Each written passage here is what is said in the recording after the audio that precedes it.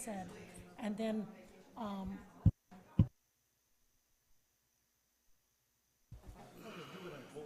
That's why even if it's a short, we're just recommending it. You guys make the decision. We're not the decision makers. Yeah, that adds up. This one doesn't look too bad. You never know.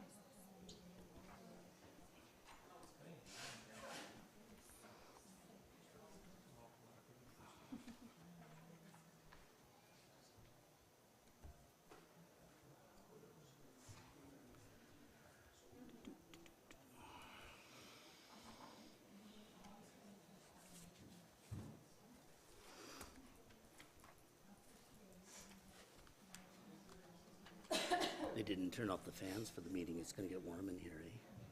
Well, I told them just to kind of crank it up a tiny bit so they wouldn't kick on a whole lot. So we'll see Okay, what happens. yeah. Hopefully it's, yeah, we'll see. John, I was on RCA, Second Council Alberta EPR webinar, so I can just touch He's on almost that. 40. Oh, sure, if you want. Yeah, you might as well, because we're not meeting again until August, so you might as well then. So, yeah, yeah. I know, and he always said no.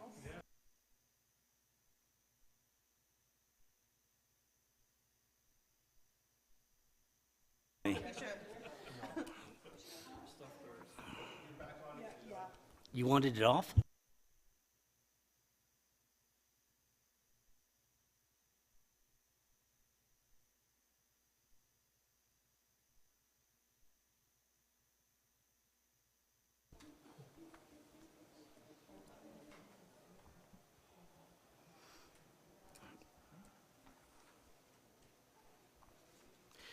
Good afternoon and welcome to our regular council meeting for July 4th, 2023. At this time, I'd like to acknowledge the traditional territories and the oral practices of the Blackfoot Nation, which include the Siksika, the Kainai, and the Piikani.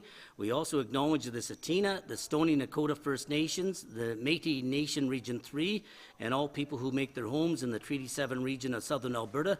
We're making this acknowledgement to demonstrate our continuing efforts to work together as we strive for reconciliation through increased and collective learning. I'll just start off here by just saying a thank you to all those who filled in for me while I was off for a little bit with my eye surgery. Things are healing up really nice here, and it's nice to be back here. So thanks to everybody that filled in while I was gone for that short little bit there too. Moved by Councillor Idris that the agenda be adopted. All those in favor? Moved by Councillor Prentice that the minutes from the regular council meeting held June 19th, 2023 be approved. All those in favor? Carried. Moved by Councillor Wardrop that the downtown parks art work presentation be accepted as information. We have a delegation. Courtney Hebert, if you want to come forward here.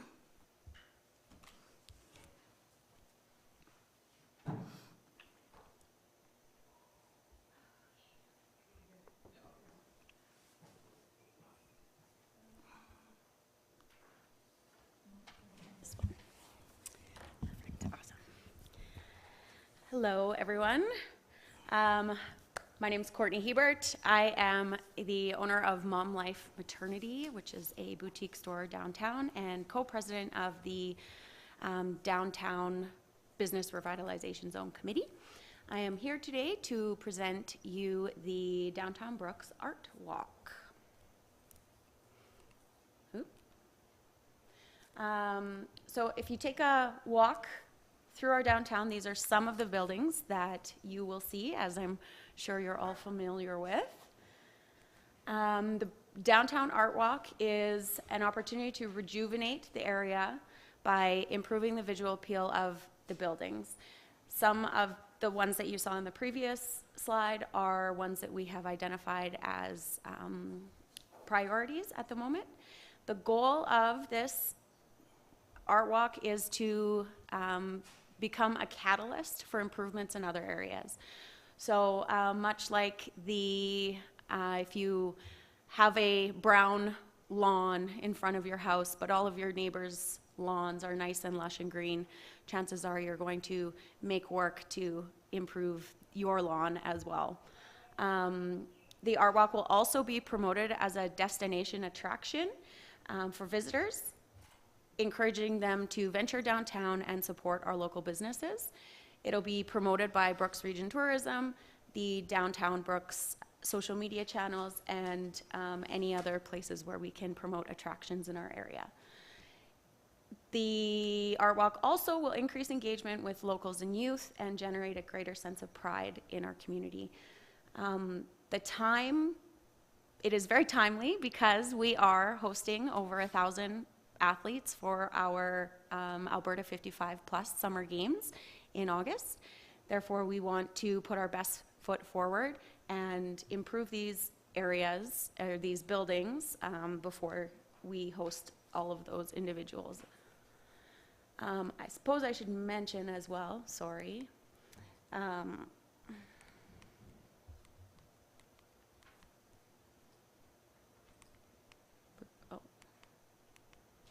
Okay, so Tyler is here with me. He's the artist that we've chosen to work with to complete this project, in case you're wondering why he's joined me. So we are, for this project, seeking financial support. The funds that we receive will go directly to the cost of supplies, paint, and labor to complete the murals. So why murals? We know that they're not a new idea. This isn't the first time probably you as a council have heard about murals either. However, for that reason, we are able to draw on information and data from previous communities that have embarked on mural projects as well. And it has shown to increase foot traffic and patronage to local businesses. They can serve as attractions, enhance community pride, and with that enhanced community pride, reduce crime and vandalism. Again, we hope that this project will become a catalyst for transformation in our community and will create the opportunity for future events and ongoing community engagement and eventually investment as well. So why are we approaching the municipality to be involved? Again, studies have shown that municipalities' involvement can foster the vibrant and culturally rich environment, showcase the municipality's dedication to creativity, inclusivity, and civic pride, contribute to the overall economic vitality of the area, and transform neglected or underutilized spaces. We are on a very short deadline to get these projects completed by August. So we have decided to work with Tyler as one artist to facilitate the creation of the images, and he will also work with local youth to assist him in completing the project. Building owners have given their approval, and some of them have shared with us their preferred topics or themes. And we've received support from Communities in Bloom, the Arts Culture Heritage Board, Safe Communities, and the Brooks Region Tourism in the amount of $4,000 from the Experience Development Fund. So these, again, are the areas that we've identified as priorities. The zoo, the old Oxford Hotel, the west and the south walls. This building, as you know, is unoccupied, and there have been very few improvements, and those that have happened have been boards on the windows. North Star Faux building on the north wall, the south wall of the Twist and Shop building right across the alley from North Star Faux, the south wall of the Brooks Hotel, and then the north wall of the Mom Life Maternity building. The reason that beyond the fact that some of these areas are very much in need of revitalization, as if all of them were to be muraled, it would create the art walk. So starting from the new mural that was placed on the side of Seconds on Second, going from west to the east, down the alley to the Oxford Hotel as kind of the showstopper, that's where the art walk comes into play. So the owners of North Star Faux have suggested that they would like some sort of artwork that is an homage to their country. Water lilies are harvested in the area where the husband who owns the building grew up. So they're very much on board and excited about the idea of doing some vibrant floral water lilies on the side of their building. I will mention as well, they have agreed to help fund 25% of the total cost of doing the mural on their building, which comes out to just over $1,000. On the side of the Twist and Shop building, we have the idea of using our City of 100 Hellos slogan. Because the building is very long and narrow, it would be simple to have, City of 100 Hellos. These are concepts, so we can, there will be tweaking. And we hope as well as we go forward that we can work with organizations and cultural groups to identify individuals who might be interested in actually writing the words hello in their own language, making it more of a cultural, community-led project as well. On the zoo, the Oxford Hotel building, it is such a large space that the options really are endless. The first option that we have there with the license plates is kind of a more economically beneficial option. We could potentially just utilize the white that's there and paint the white of the boards and then the Brooks and the Alberta, making it look like a license plate without having to cover necessarily the entire building. And then because we are a bee city, we really love the idea of incorporating bees into our design, and the idea of making kind of the Oxford Hotel like the beehive was exciting to us. The honeycomb shape would be very simple to, not that I actually know, but I'm told it would be very simple to complete because it would be using a stencil and few colors.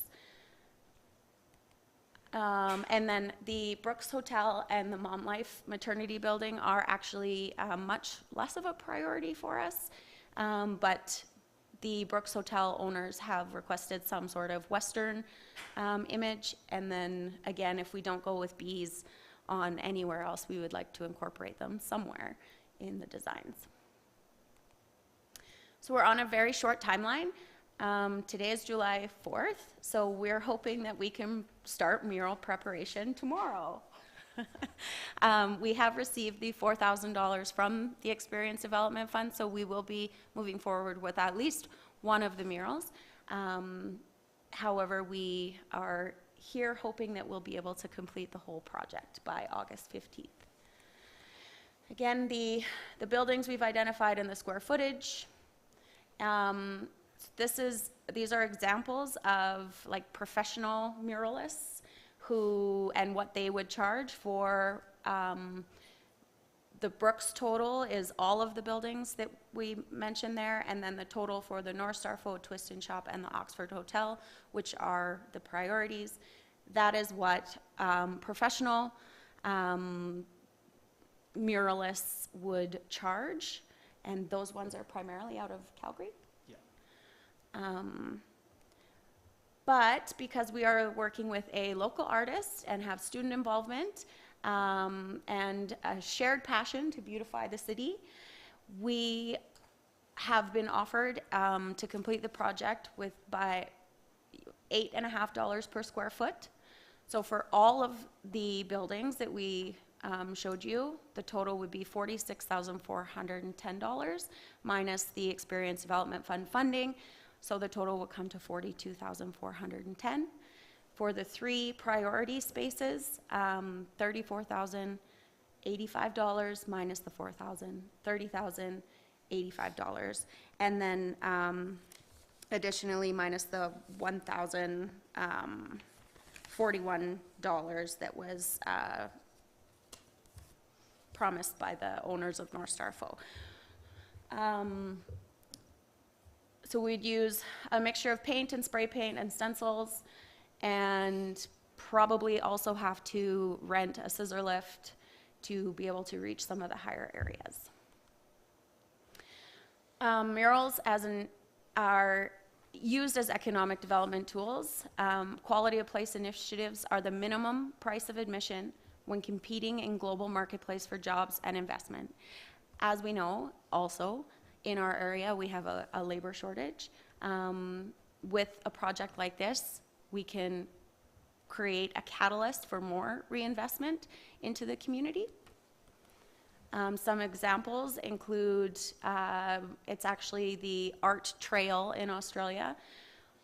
Not unlike us, small towns in remote areas with not as many traditional tourism draws were re-energized by capitalizing on the country's caravanning industry. Again, not unlike us with all of our RVs that go by going to Lake Newell, and have revitalized their economies with artwork.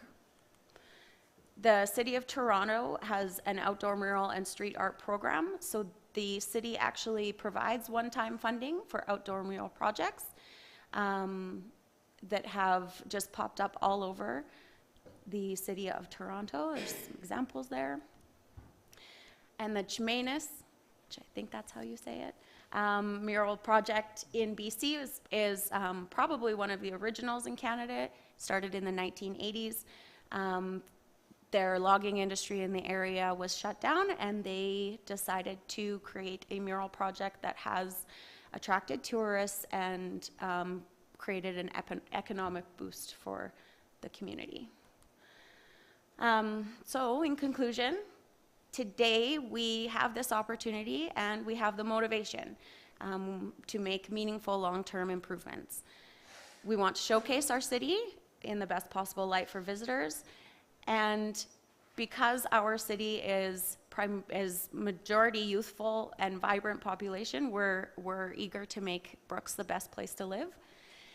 And again, this project can serve as a catalyst for future projects, generating interest in the community for visitors and also for investors. Thank you. Okay, I'll open it up for questions now. I know there's a motion that comes forward a little bit later there, but I'll open it up for questions now. Anybody got any questions? I have okay. Well, yeah. Okay, No, I was gonna, he never put on his buzzer quick enough there. How long do they last? You know what, and I think they last a long time because I look at the one on the museum, and that was done for the 75th anniversary of Brooks, and that goes back almost 25 or 26, I don't know how many years ago. So you must put something on there to make them last a longer time. So part of the pricing that's up there includes, like, we were going to buy some sealant, like it's a high quality mural protective sealant that we can put on them. Yeah. I know Councillor Nesbitt asked a question when we had kind of come with the original idea of like sun fading as well, and I looked into it, and it can also prevent sun damage, which is good. And so usually, like, if we do use the materials that we've requested, there's a minimum 10-year lifespan, but if we put that coating on top, it could last 20, 25. And I know Councillor Jessica asked about, like, maintenance and things like that, and I had looked up today, hail damage and storm damage on murals, and it does happen, but even that coating can protect against some of that too. So there's no guarantee. I can't guarantee it would be 25 years, but Yeah. 10 for sure. Yeah. Initially, the B one on the old Oxford Hotel, I really liked that one, but my concern with the Oxford Hotel is I don't know if we really know what's going to happen with that building there, with the owners on there. I do like the license plate on there, the idea there. I think that's really nice on that, and I think that would be a lower cost for that one, like on that one there too. Kind of the thought behind that, Your Honor, was because it's white and the license plates are white. Yeah. There's kind of an aesthetic there when you have a dingy old dented license plate, so we wouldn't have to really redo much of the white paint that was on there, and you would only need like a minimum, which would then change some of the pricing for that Yeah. particular Okay, mural. yeah. And it depends on if the front of the building needed to be done as well, but Yeah, it'd be kind of less nice. cost, if- less Yeah, supplies. it'd be nice if the front of that building could be done. You know, the side looks really good there too, yeah. I love the idea of the city of 100 hellos. Years ago, I think there was something that came forward to council there. I think before I was on council there about, you know, creating the different hellos there. But I like the idea of that in the different languages, the 100 hellos on that. Yeah, there too. Now, 25% you got from the one place there. Any luck with money from any of the other establishments? Unfortunately, today I do not have answers from most of them. The one building, the Twist and Shop building, is owned by a trust, a charitable trust, I'm told. And the man who manages the trust, it agrees that we can paint the building, but he is unsure that providing funding would fit. Okay, okay, Councillor Jessica. Yes, thank you for the information again. Now, I'm thinking back, but there's been at least one study of downtown Brooks looking at revitalizing it. And one of the things you mentioned, I'm thinking quite far back, was that there's no common theme or anything from the different buildings, architecturally or color-wise or anything. Has anybody, and to the best of my knowledge, nothing ever came of that study. I don't know if any of Bill might remember it, but I do have a real concern, and I mentioned before, I went and looked at the Twist and Shop and Vietnamese restaurant again, and the condition of the paint on those buildings. And you know, there are some pretty serious issues, like a base would have to be thoroughly redone, and then some steps taken to prevent moisture infiltration into the walls again to prevent it from recurring. And the tenants change, the occupants change. I know it requires a maintenance plan, but which means you can have spare materials for patching and things like that. But when they start to deteriorate, are we going to wind up with something that just looks worse than what we started with, or can the owners of the building be somehow bound to maintain them properly, which really hasn't happened up till now? So I guess that's my big concern, yeah, the zoo building, I would really have trouble with that one, but the condition at this time and the long-term maintenance of the buildings, like the Communities in Bloom, most of their murals are on metal panels, and so that really simplifies the process. And the one that isn't on a metal panel is on the north wall of the old Ingham block, and that's the cowboys riding across the plains, and it's fading pretty badly. But I guess I would really like to see some kind of assurance that it might look good now, and at the end, it's just one more decrepit project. So I don't know how we provide assurance. I think they would eventually have to come back either to the owner of the establishment or to the city on that one then too. Okay, yeah. Councillor Wardrop. Well, I think that, I take your point, Councillor Jessica, but I would say that that's part of art, right? As our community changes and evolves, so will the artwork, so will what we should be looking at. I was just actually talking to somebody who had a relative come down and visit from out of the country. But their feedback, and so if I could summarize, is everything looks so brown. Everything is, like, it doesn't look vibrant. It doesn't represent, she's talking to her relative. No, it's like a really like fun, energetic place to be. But when we look out at the fun, energetic place that we live, it doesn't reflect that.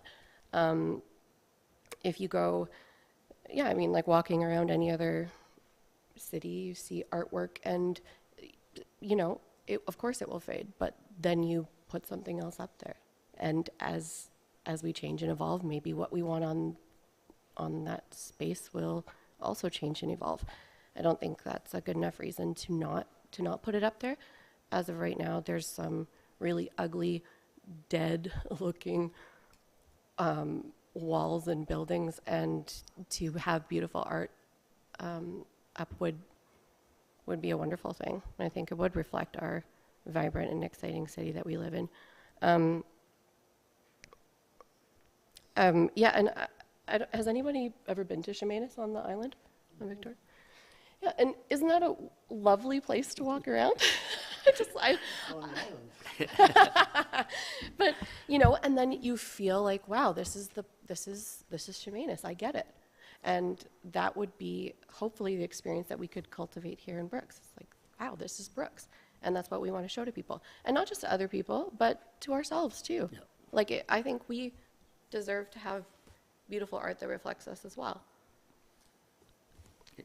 Yeah. Did you, Councillor Idris?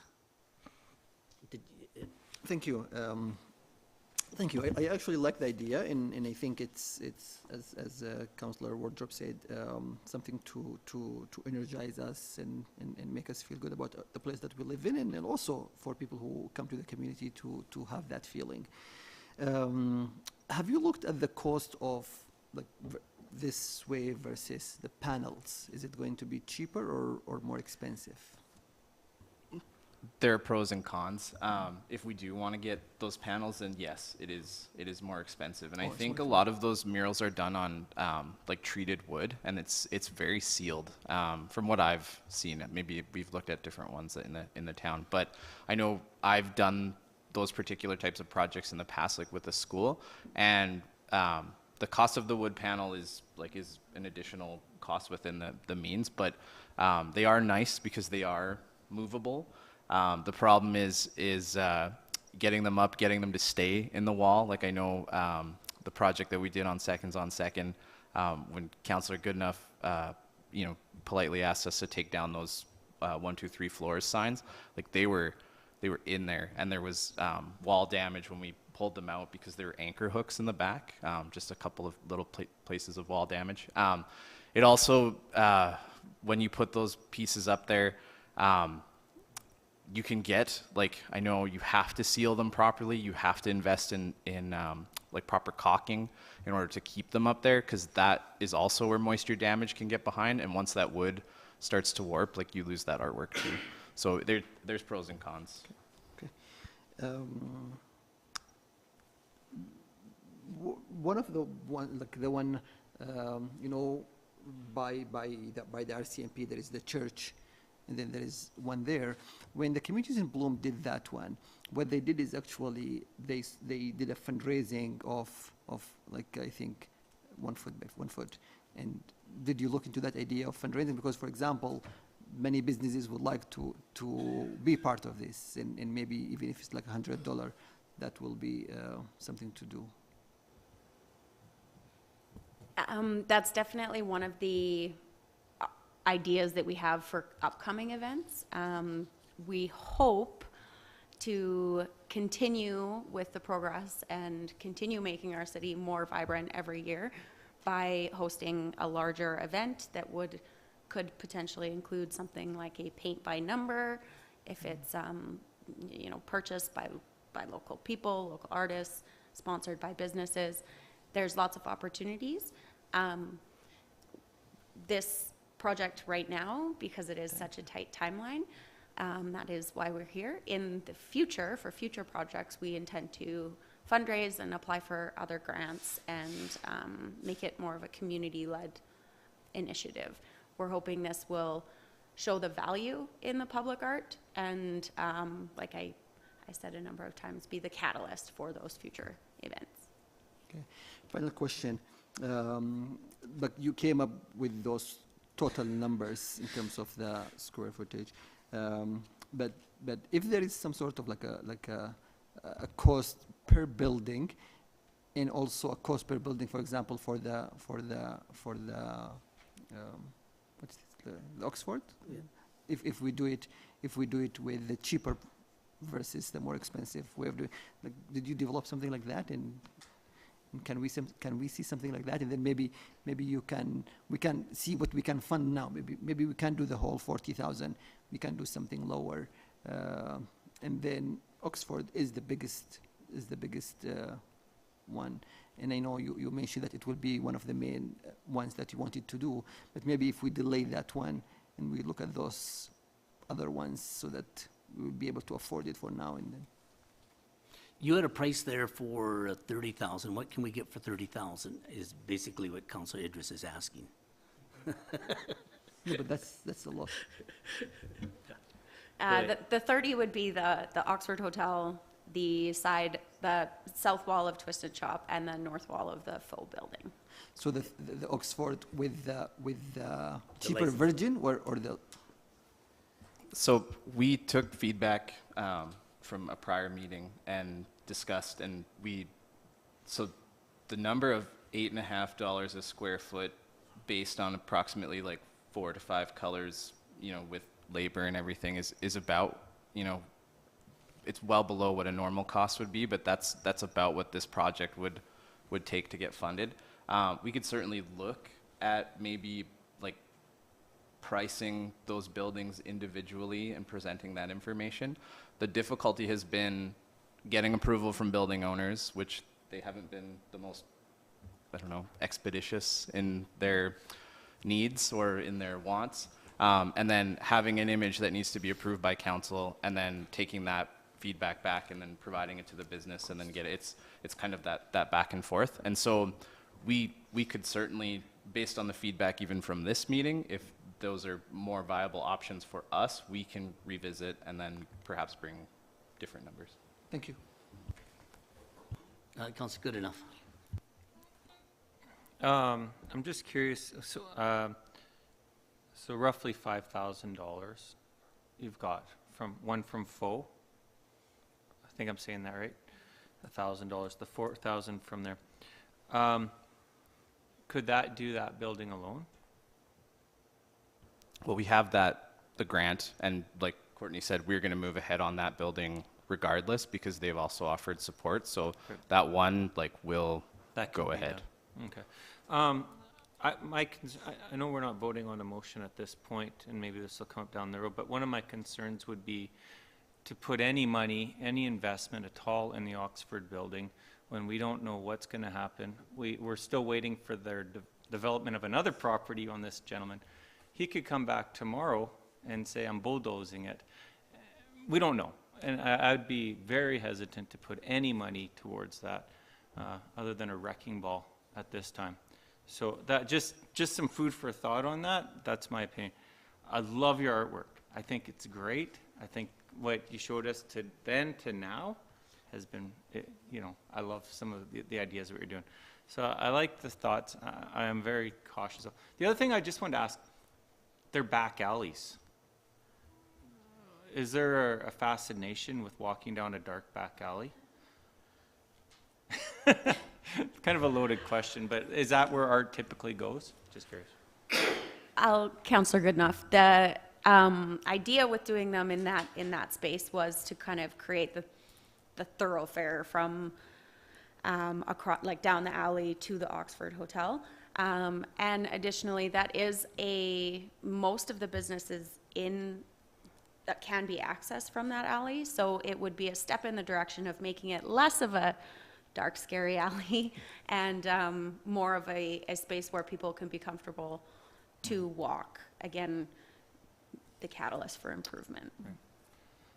Yeah, we had discussed, just with about 1,000 people coming to participate in these summer games. Most of those people sleep, eat, drink. Those alleys happen to connect a lot of the downtown establishments that, act as kind of shortcuts as to going around. Most people don't want to go through that alley. They have to walk all the way around by City Hall. And like Courtney said, in a lot of those projects that have been done in other cities, when you start to take care of those areas, it deters vandalism, it deters errant behavior. I know I've been in, when I was working on a project just a month ago, I was in an alley. I saw a bunch of stuff happen in the alley across from the alley I was working on. And these projects, when you get it up and you get it looking nice, they know people are present, they know people are watching, and so it just kind of does provide that sense of, don't know, safety, which, yeah, was the goal, to have people be able to walk safely from one side of town to the other, with events being held in Evergreen Park.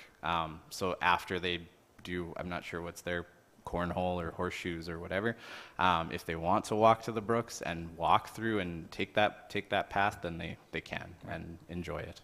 And I don't disagree. I think when we add beauty, I just don't know if adding taxpayers' dollars at this point, where we've got some big budget items coming up, if that's a wise use of our money at this time. Thank you.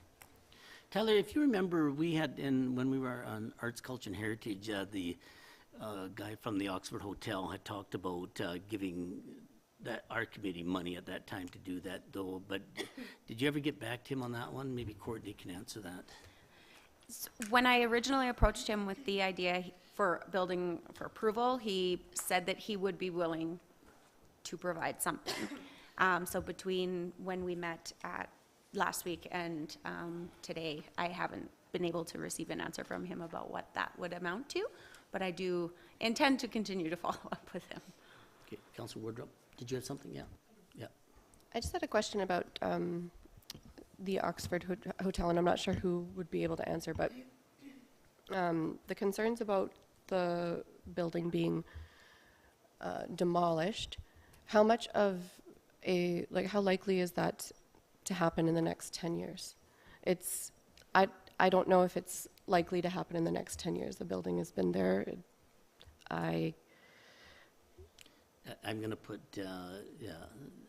Amanda on the spot here. Yeah. Thank you. That is something that's unknown to staff. That's up to him, and we don't have a timeline from him or anything, so that's an unknown from us. So it would be it would be purely up to the owner of the building to demolish it. That's up to him, yes. Or it could get renovated too, and that's the other option. Like, there's no, it doesn't have to be demolished. You know, the structure is sound there, because something else, and I'm not a carpenter, but I mean, you could go in there and gut it and whatever, and you could build something else in there. Go ahead, Amanda, or yeah. I think his original plans, he at one time spoke about putting apartments or renovating it into apartments, but again, we have no permits from him, whether they're development or building or whatnot, so it's unknown what he plans to do with the building at this time. It just seems unlikely to me that in the next 10 years anything major is going to happen to that building. Councilor Jessica? Yeah, except, like I mentioned before at the last meeting, the interior at this time is in very, very rough condition, and fire services has been there as well, and I don't know if they'd be prepared to comment on it, but the thing about buildings, once you start ignoring them, they go downhill fast.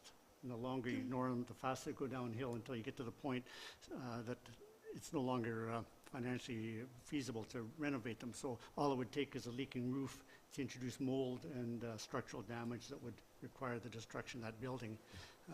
Too bad we can't grab some of the guys from the rail yards that are doing all the tagging there, because I don't applaud what they're doing, but some of the work they're doing is quite amazing. But you know, myself, I again, like Joel was saying about public funds going into this, and if we want to, you know, a good starting point might be to have an unsightly premises bylaw for commercial businesses that requires that they do take things like graffiti off their walls and maintain them a little bit better. And if we applied that with a broad brush to all of downtown, you wouldn't have a situation where someone comes down to look at the art and then looks down the alley and sees something very unsightly. Though I do recognize what you're saying about, or understand what you're saying about once you bring the level of an area up, it tends to maintain itself.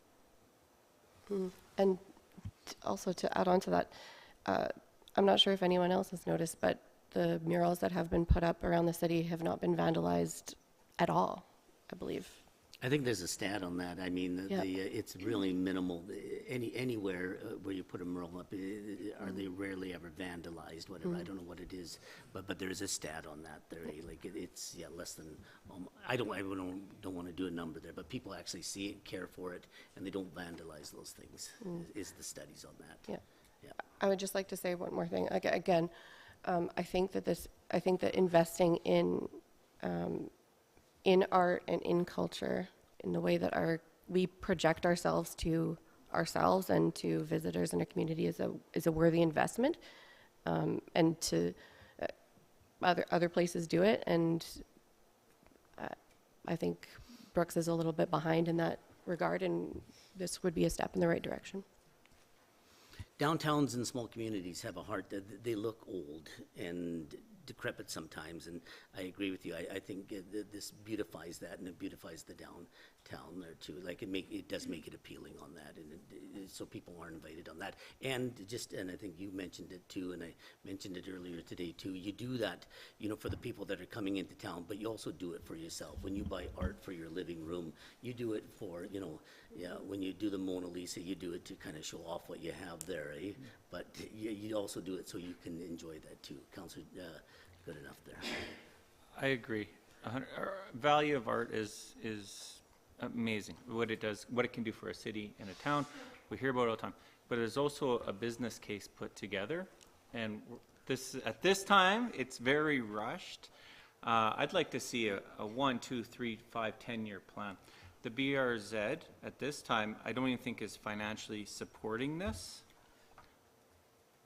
It was not in our budget for this year. It's not in our budget either. We never discussed this at our budget time, but now it's on our plate. And I just think that I would like to see, if we're talking about arts, culture, and heritage, let's make a bigger plan for this, and where we're setting a precedent for years down the road. Because all of a sudden we might say, well, now murals aren't the thing anymore. It's going to be a bridge to nowhere. Well, let's all build a bridge to nowhere. Anyway, being silly, but point is, I think I'd like to see a better case plan. Okay, any other questions on that? Okay, it will come. Okay, I Councillor just Jessica, yeah. I think that's well said, Joel. And I think, as far as this upcoming event, there's other things that need to be done around the city that aren't really on the budget, like I'm getting comments on the weed growth all over town already and things, and if we want to try to get there's lots of residential areas, there's lots of areas that need not some major efforts like this, but do need some attention to get the city looking good for this event, and I'd like to see a little bit more effort put into that. Anything else? Okay, we'll go back to the motion then, that the downtown Brooks Art Walk presentation be accepted as information. All those in favor? Carried. We'll discuss it again here shortly there. Okay, moved by Council. Oh, right, oh, yeah, okay. Good, thanks. Okay.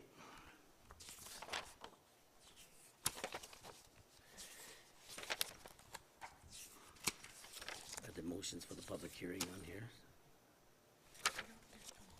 Oh, no motions. Oh, okay. We've got a public hearing for land use bylaw amendment, bylaw 2313. I'd like to call the public hearing to order at 5:13. And an explanation of the proposed bylaw. Gavin, sorry for keeping you waiting there. No problem, very interesting.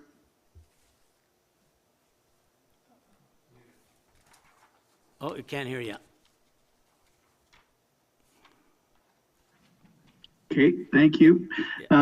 We have this evening bylaw 2313, which proposes to redesignate land south of Queensway East and west of Stafford Lake from residential single detached to direct control to accommodate a townhouse development.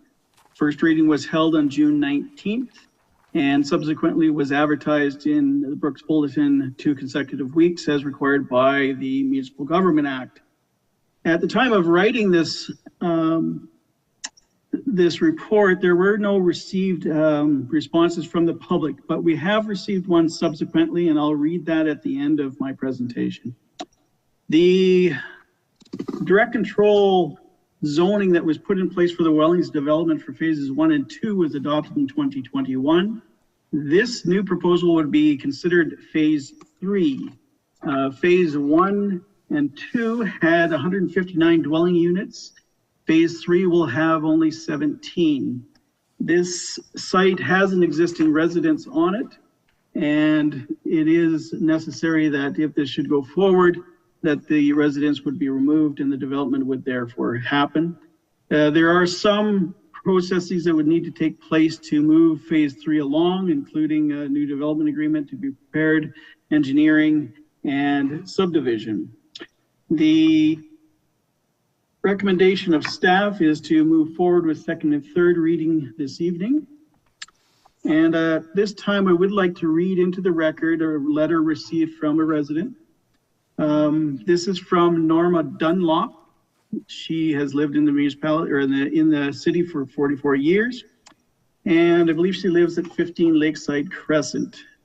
She states, at the present time, I do not want the bylaw changed. I want the Wellings project to be completed and occupied and then revisit the bylaw changed. And this is a new building concept for Brooks. Let's wait and see how phase 1 is completed. And that's the end of her statement.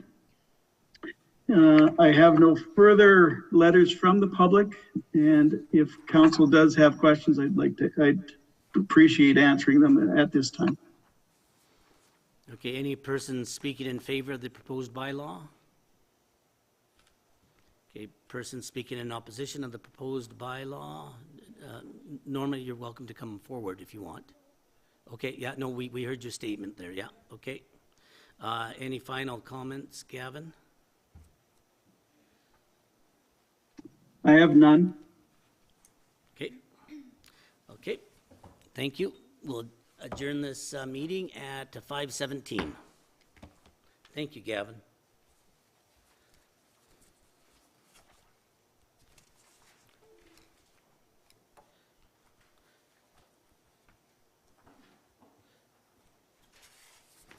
Okay, moved by Councillor Goodenough that the following items of correspondence be received as information updates on council conferences and workshops, council committee reports by Councillor Wardrop, council's payable listing, and council committee notes on June 27, 2023. And we'll start with Councillor Idris. Thank you. I just wanted to touch on two things that happened last week. One is actually Canada Day, first of all. We had a wonderful day a couple of days ago at the Duke of Sutherland Park. I think a few of us were there. Councillor Wardrop, Councillor Goodenough, and Councillor Jessica were there. We had support from other levels of government. Our staff were there. I think we cooked over 2,000 burgers. By the time I went home, I smelled burger, looked like burger. And, but sorry, but it was a wonderful event. I saw a lot of community members that were very happy with the presence, with the activities. Our staff really did an awesome job in putting it together. Unfortunately, the weather wasn't cooperating by the end of the day, and we had to cancel the activities in the evening.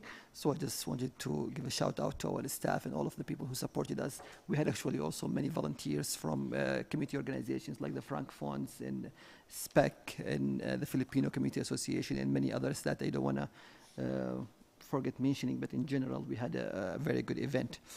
The other item I wanted to bring forward is actually the International Federation of Agriculture Journalists. They were here on Tuesday last week. We had Monday actually last week. We hosted them for a barbecue at the lake, and again, our staff really did an awesome work in putting it together, inviting some people from the community. We had horses, we had some farmers, we had some people from the community beside the elected officials that were there. We had a wonderful dinner.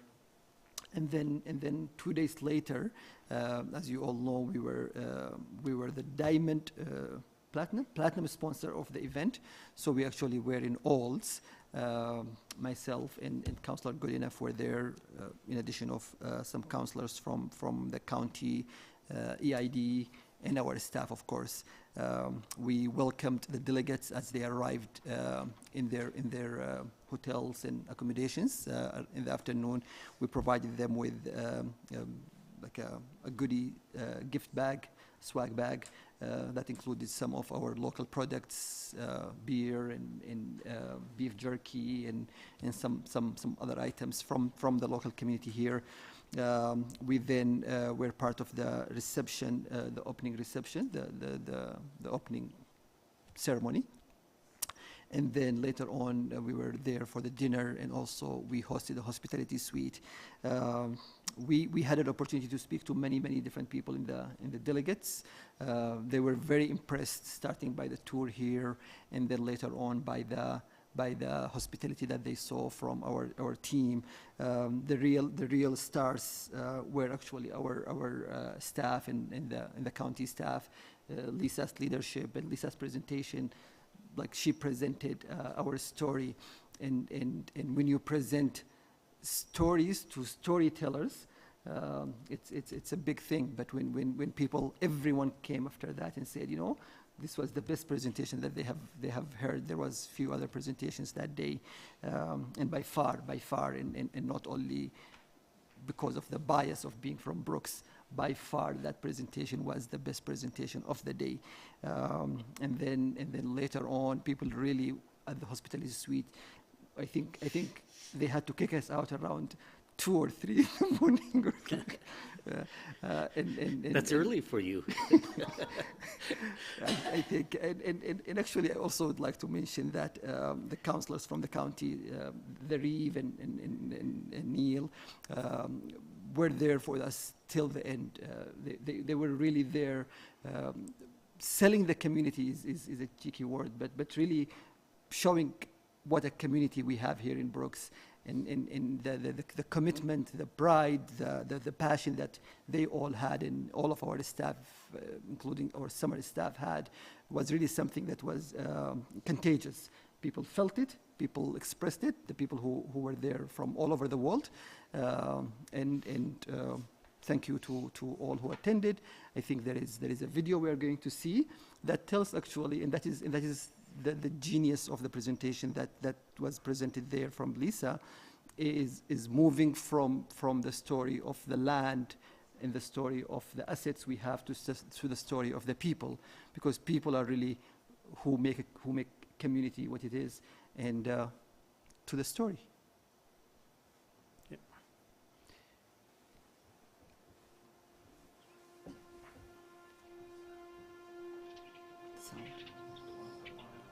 Land is the foundation on which we build.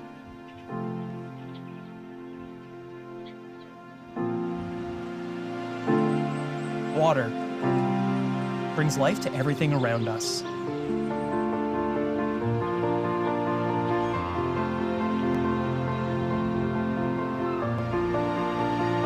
Energy powers the growth of our region.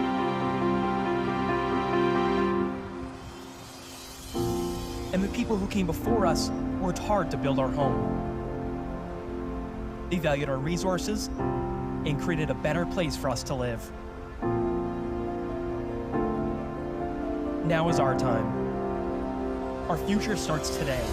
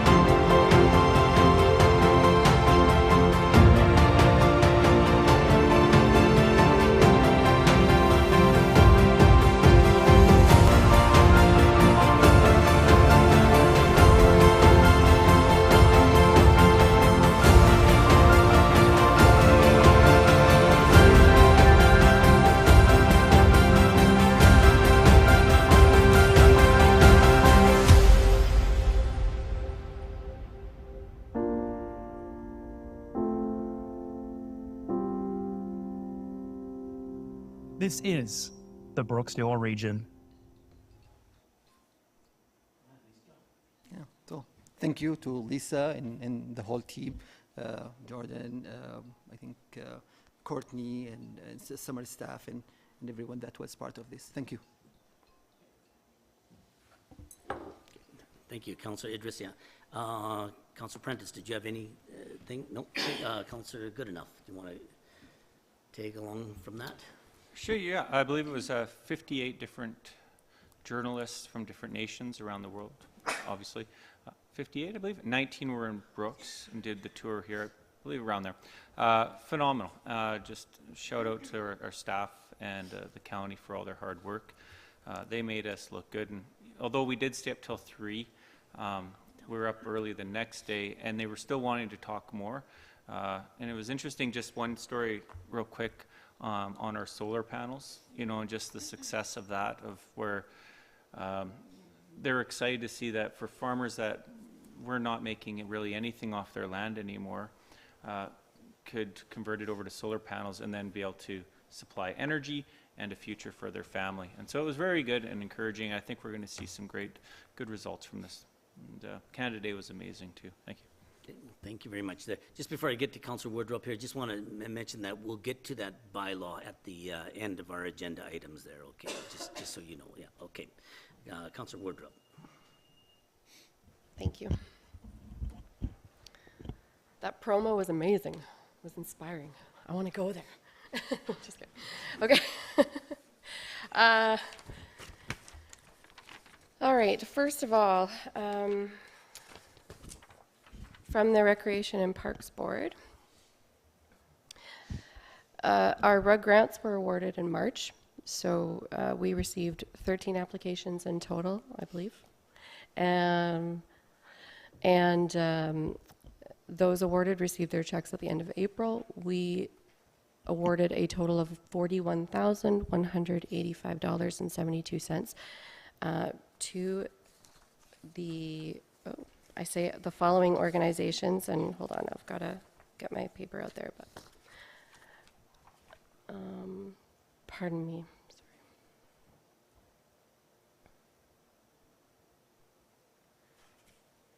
I do want you to know who was awarded.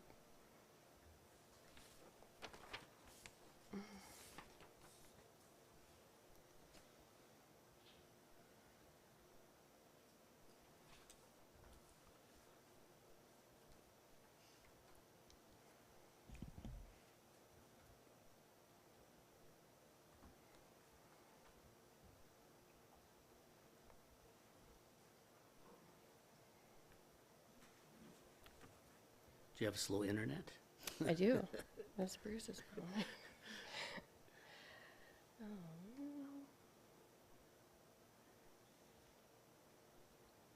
So while I'm looking for that, just hang on here. I will have that list. I'll get that list to you here. But we did have many more applications than last year, which is really encouraging. And I also would like to just strongly encourage any other user group in the city to apply to these grants. As long as they meet our criteria, they are very likely to get a leg up in terms of funding.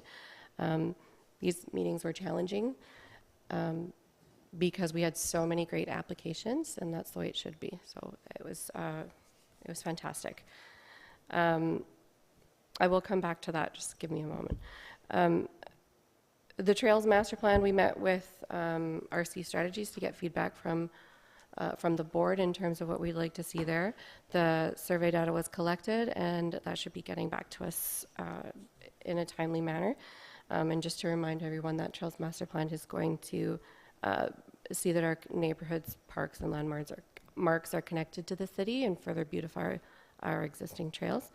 Another big item here is the rates and fees. Of course, this came to council, so you all are aware, but just to remind you all, it was a modest increase. We are still overall quite low in terms of cost if we compare ourselves to cities of the same size. And the big notable changes were changes to our party packs to make that more appropriate for the JBS Canada Centre, and including student pricing, items like that. I won't belabor that because we went through that already as a council, but the LED retrofit has been now completed, so both at the CRA and the JBS Canada Centre. Visual support image screens have also been installed at both facilities, so this will allow for advertisements as well as information. So there'll be a split screen where you have an advertisement for local businesses, and then you have the information, different schedules and whatnot. Those are sold through VSI, and it will also be another revenue stream for the city. Also, a process for advertising for private fitness classes was also finalized, so they will also have opportunity to advertise those certain programs throughout the throughout the facility, and hopefully that will generate more interest in those existing programs.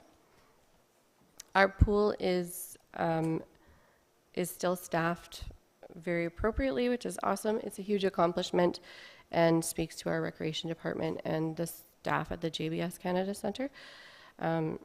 So shout out to those people. And swimming lessons are also now underway. They're booking up, and we'll have enough staff to facilitate lots of swimming lessons. So.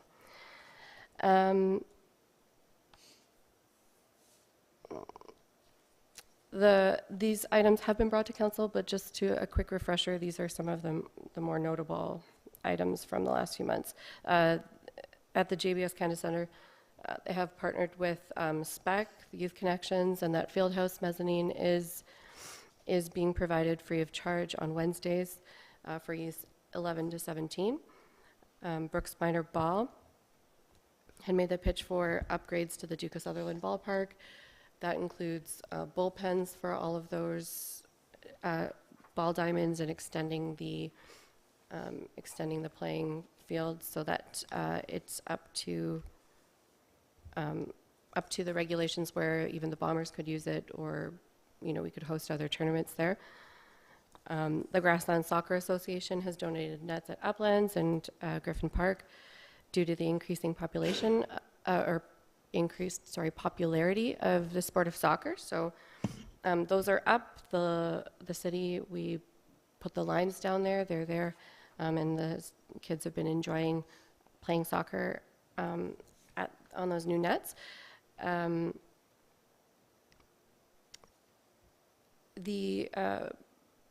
The board made a motion to send our letter of intent to host the Southern Alberta Summer Games in 2026. So that's exciting.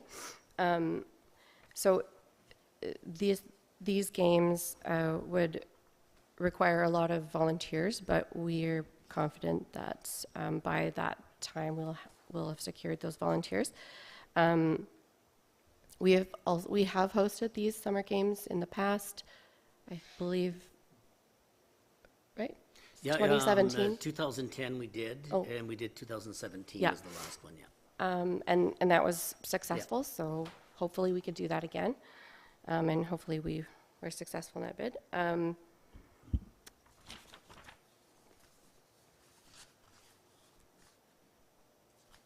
And I think that's it for the Recreation and Parks Board. My apologies for not having that list. Forgot to print that one off. Okay. All right, FCSS. So as of yesterday, Victoria Mulbauer has assumed all duties as the executive director. And so that's quite a big change. As you know, Lynn Pye Matheson has been the executive director of FCSS for, I believe, 17 years. So thanks to Lynn for all of her hard work.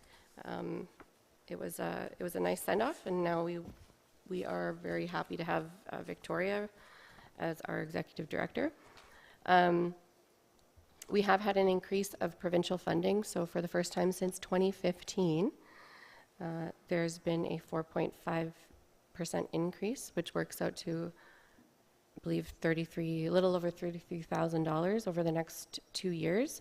So as a province, I think the number is $5 million. And so that's what it will look like for us locally. So that's positive. We've had some changes to our conditional funding applications, and we will be opening, having an open call for applications for any nonprofit who wishes to apply for funding from our local FCSS. So that's very exciting.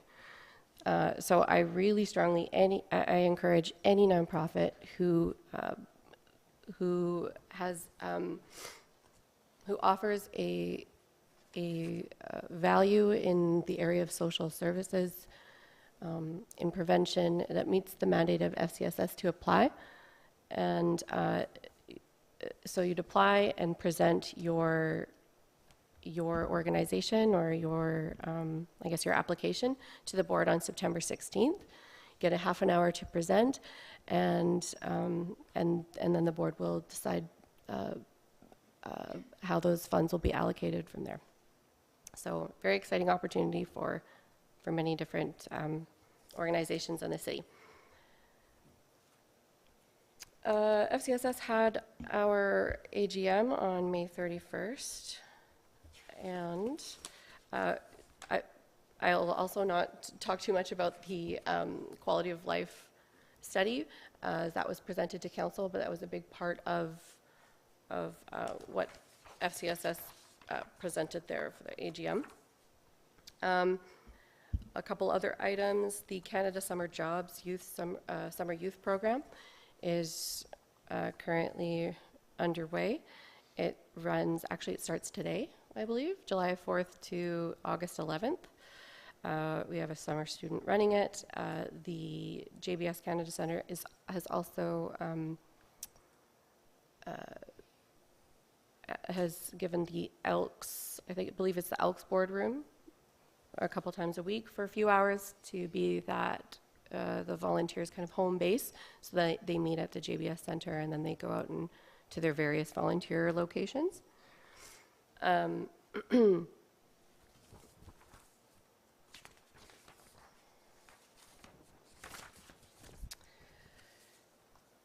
The 2023 Honoring a Community Dinner was held at the Castles Community Hall on June 2nd. There was over 100 people in attendance. It was a great success.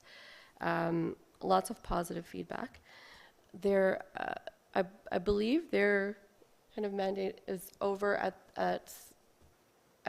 this last dinner. However, there was the feedback was so positive, and there just was an interest in continuing to keep this going. So I guess I'll keep you updated if anything like that changes, but I think it's likely that that committee will continue that Honoring a Community Dinner, which was great. I think those are the highlights for FCSS that I have for you today. For Newell Housing, did you say anything about Newell Housing last time? No. Go ahead. Yeah. Most recently, so the big news is the board has moved to sign a letter to pursue a partnership here. And I actually have a letter here. So we have been approached with a partnership opportunity with the John Brown Architect Group and the Brenda Stratford Foundation to apply for a continuing care capital program. So this is very exciting. So if successful, this pilot project would lead to the construction of a self-contained facility. This is in Bizano, by the way, with 4 to 14 units using the John Brown Architect Garden Loft technology.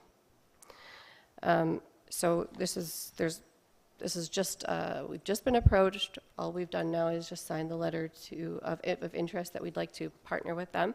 But if this was successful, this would be a very exciting program. So these are prefab units. The technology is very cool. It will basically allow seniors to age in their own homes, beside people, loved ones, or even, spouses who have a varied level of care. So we have signed this letter along with the town of Bazzano and the county of Newell. And I believe our stakeholders are meeting mid-end of July to start discussing the initial details of this potential partnership. So hopefully we will be granted access to this this funding stream, and Bazzano is a perfect candidate for this. It's rural, got a unique opportunity to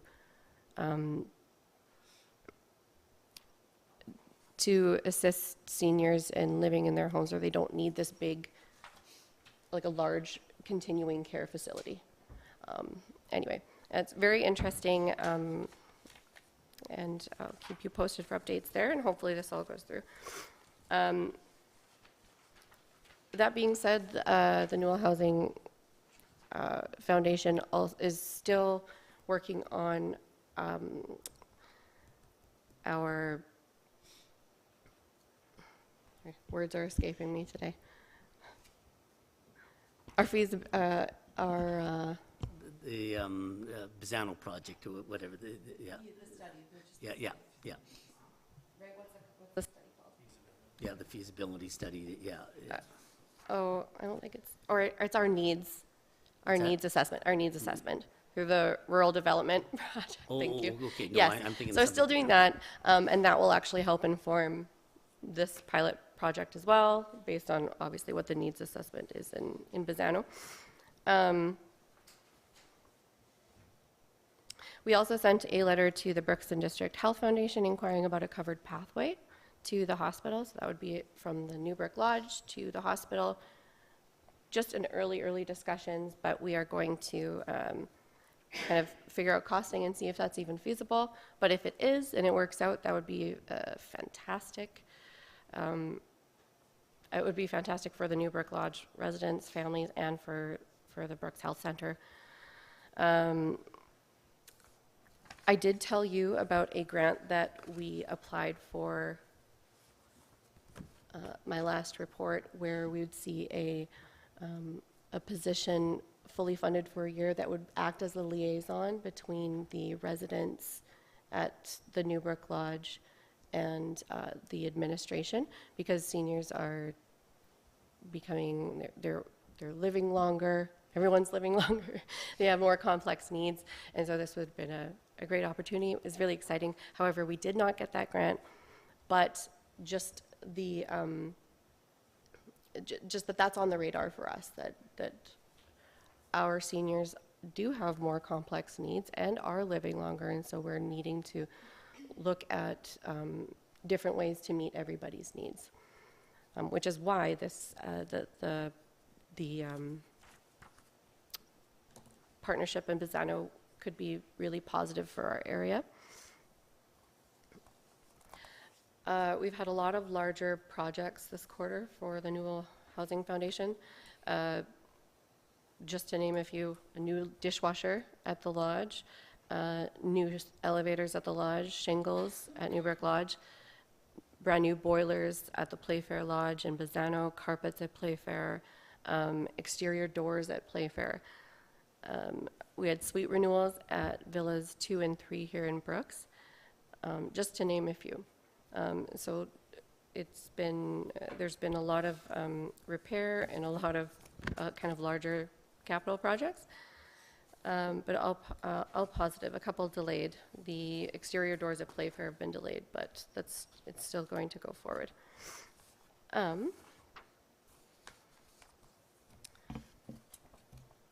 We did receive an increase in the rental assistance benefit, and I believe we discussed that in May. And so the foundation is still accepting applicants for the rental assistance benefit, sorry. And I believe we have 17 people on the wait list for the villas. But other than that, our vacancy numbers are looking very positive. The Newbrook Lodge, where we were seeing very, very high numbers, has still consistently come down. I believe our CIO texted me our vacancy numbers. So at the Playfair Lodge, we have 8, which is unusually high, but it has come down from 9. Community housing, they are all rented for August 1st. Rosemary, we have 1. Tilly, Duchess, and the Dr. Scott they're all fully rented. And the Newbrook Lodge, we have 8. 3 are being used as guest suites. So again, really moving in the right direction. Very, very positive. And if you were interested, 158 households received subsidy in May, that the rental assistance benefit there, for a total of $73,000, or $73,756, sorry, in subsidy payments, and $4,898 was received in administration fees. So again, I know we've been talking about housing a lot, but many people are still struggling to find rentals in our area, affordable rentals in our area. We do have some people on the waiting list for our community housing, and it's my hope, and I'm sure everyone's hope here, that we can hopefully find some more. It was a nice community event. I don't even know, and Randy can kind of give me a nod here, I don't even think they're going this year, and which is a little sad, and because you don't, sometimes when we lose them, it's hard to get them back, but it's always been a big event for Southern Alberta that goes back into the late 70s there too, on that there too. And just and another positive note, just with the new housing and the Bazzano partnership there too, if that comes to fruition, that's good for the people in Bazzano there too. So, Councillor Goodenough, did you have a question? Does Summer Games, does that cost us money to bid on? It doesn't cost money to bid, but there is I will give you an approximate cost here. Hold on. I do have the numbers we from... we can find out more down. It's too far down the road. It's 3 years down. No, don't worry about it, Randy. It's 3 years down the road on that there. No, okay. I believe it's less than the mural. Yeah, okay. Okay, thank you, Councillor Wardrop. Okay, Councillor Jessica, you had something, yeah. Well, not a lot, just to piggyback on what Mohammed said about events for Canada Day. He and I think we did 1,000 burgers by ourselves. He was firing them onto that grill like a Texas Hold'em dealer in Vegas, and I was flipping them as fast as I could. And the Elks were working in that area and working really hard, so it was challenging but fun. I don't have a lot. The Recycling Council of Alberta did hold an extended producer responsibility webinar. So this is a program that's being developed under Alberta Recycling Management Authority oversight for end-of-life disposal of or recycling of packaging, paper products, household hazardous wastes, and its batteries are going to be included as well. So this material is going to be handled by producers and producer groups with oversight through ARMA. So the big question still continues to be, how will Newell Recycling fit in? As it stands now, without the support of Newell Regional Solid Waste, Newell Recycling would not be viable. And the hope is that with this money that's being collected, which is already being collected when you purchase something with packaging, with this money being available for Newell Recycling, hopefully that will fill in some of the shortfall in its operating costs. The big question remains, how will it benefit us, or should we stick with what we've got? Newell Recycling is a little bit different from most of the organizations that are doing community recycling, in that it is producing a clean enough product that we can ship directly to the mills, like Capital Paper. And so while other municipalities are getting nothing or even having to pay to dispose of their materials, we are getting paid for those materials. So it will remain to be seen whether the money we're generating on our own how that will compare to what we would get through this program. So it's carrying forward, and we should have that information by the middle of next year, everything worked out, and then it takes full effect in the middle of 2025. Eco Brooks and Communities in Bloom have been cooperating on community cleanup coming up on the 13th, so just hope people would keep that in mind. There's a barbecue or hot dog roast on the east side of the City Hall at 5 o'clock on the 13th, and then from 6 to 8, individuals and teams are invited to come and participate in sprucing up the city. It's been a while since the event of this scale has taken place. It was pre-COVID, and generally it was associated with the judging for Communities in Bloom. And this year, Brooks and area is being judged nationally by Communities in Bloom. So that's giving us the impetus to spruce things up a little bit extra. So I hope people will keep that in mind. And a week ago, we had 25 teams and individuals signed up, and hopefully we have a lot more than that coming up, and we'll see how that goes. Okay, thank you, and I think Councillor Idris suggested the council have a team there too, so hopefully, yeah, he's done that there too. I was on a team meeting today, or Zoom meeting today, with the federal RCMP officials from Public Safety Canada from Ottawa. They're already talking about contract policing. The new contract comes into effect in 2023. This is the debate, and I think they're coming forward and getting municipalities involved because of talk about maybe a provincial police force here. The one spokesperson from them said there's a lot of common themes and concerns that we heard today that are heard right across Canada there too. With the other mayors and the officials from Alberta, most of the municipalities had a good relationship with the RCMP, but the funding formula was a big concern. They said municipalities have no say in the back pay or the purchase of new equipment. It was asked by, like, how are they determining, costs? And, for example, like body cameras. Do we really need body cameras? And that cost will be brunt by us here at the local municipality. The common thread here was the decisions are one-sided. The RCMP makes the decision. They send us the bill. We have to pay for everything there, too. Somebody pointed out here, too, that they do a really bad job with asset management. For example, phones. A phone, let's say, should last 5 years.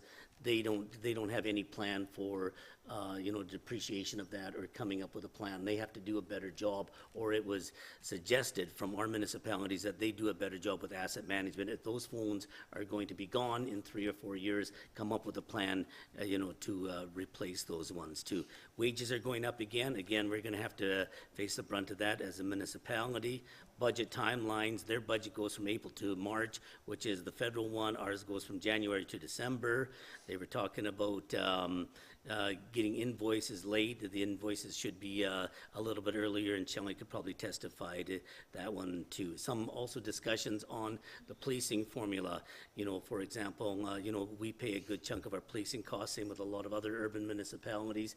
Those police are going out into rural areas, and so is the policing funding formula fair? Yeah, I don't think so. But basically, the bottom line, transparency in billing on that. So they're going to take those back, and they're going to send us a report on that there too. So at least this time around, they're at least talking to municipalities, which is good there too. Any questions on that? Okay, to the motion. This is about the following item be received as information. All those in favor? Carried. Okay, moved by Councillor Idris that council proceed with option 2, which allows the future additional soccer field to be added, and accept the preliminary cost estimate as information at this time. Alicia. Thank you, through the chair to mayor and council. In April, council awarded the old rodeo ground sports field design to RF Binney and Associates. As a first step of the project, Don Sari and I went out and met with the project team to review the area proposed for the sports fields. Based on a preliminary site visit, RFP Binney has provided 2 options for the layout of the sports field. Options 1 and 2 are attached for council's reference. Based on the proposal requirements of 2 soccer fields, 1 football field, a track, bleachers, lighting, upgrading parking area, and upgrading of the sewer dump site, they provided the attached cost estimate. As can be seen in the estimate, they have assumed gravel parking and trails for the site. The preliminary cost estimate is $5 million. They have also included for council's reference the additional costs of synthetic turf for the soccer field and the football field, and the cost to add parking lot lighting and a paved parking area.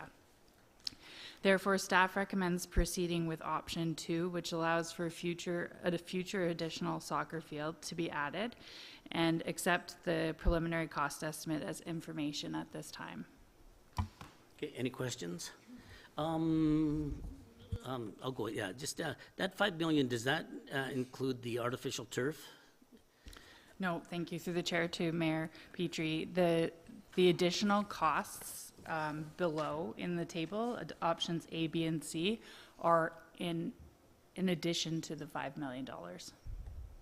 Okay, summarize it for me here, quick, because of my eyes. So, sorry, yeah, so adding, upgrading a rectangular sports field to synthetic turf is an additional cost of $841,000. The oval grass field to synthetic turf, so that would be the football field, would be an additional $1,241,000.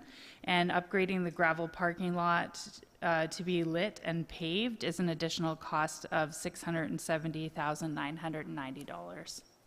Okay, no, I see him here now. Okay, good, thank you. Okay, go ahead. Did you have a question, Councilor Woodrup? Thanks.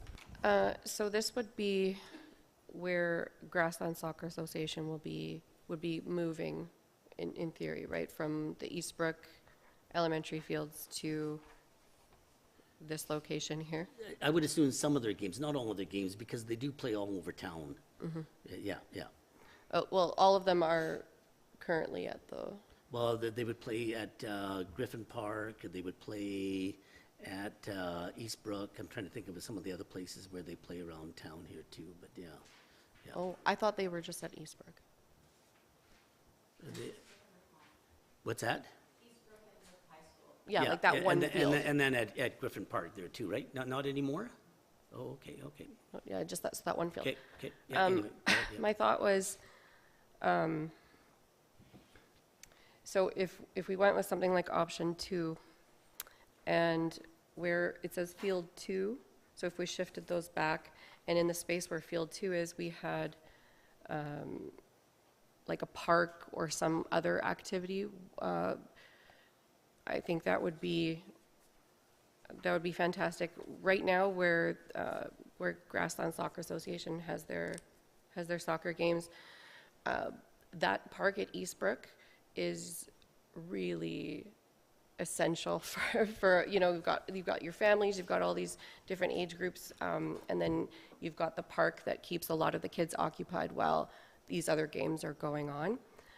So I would suggest something like that here. If you've got people playing football, you've got families coming to these events where maybe only 1 or 2 kids are participating at a time, and then you have something else for the rest of the family to do.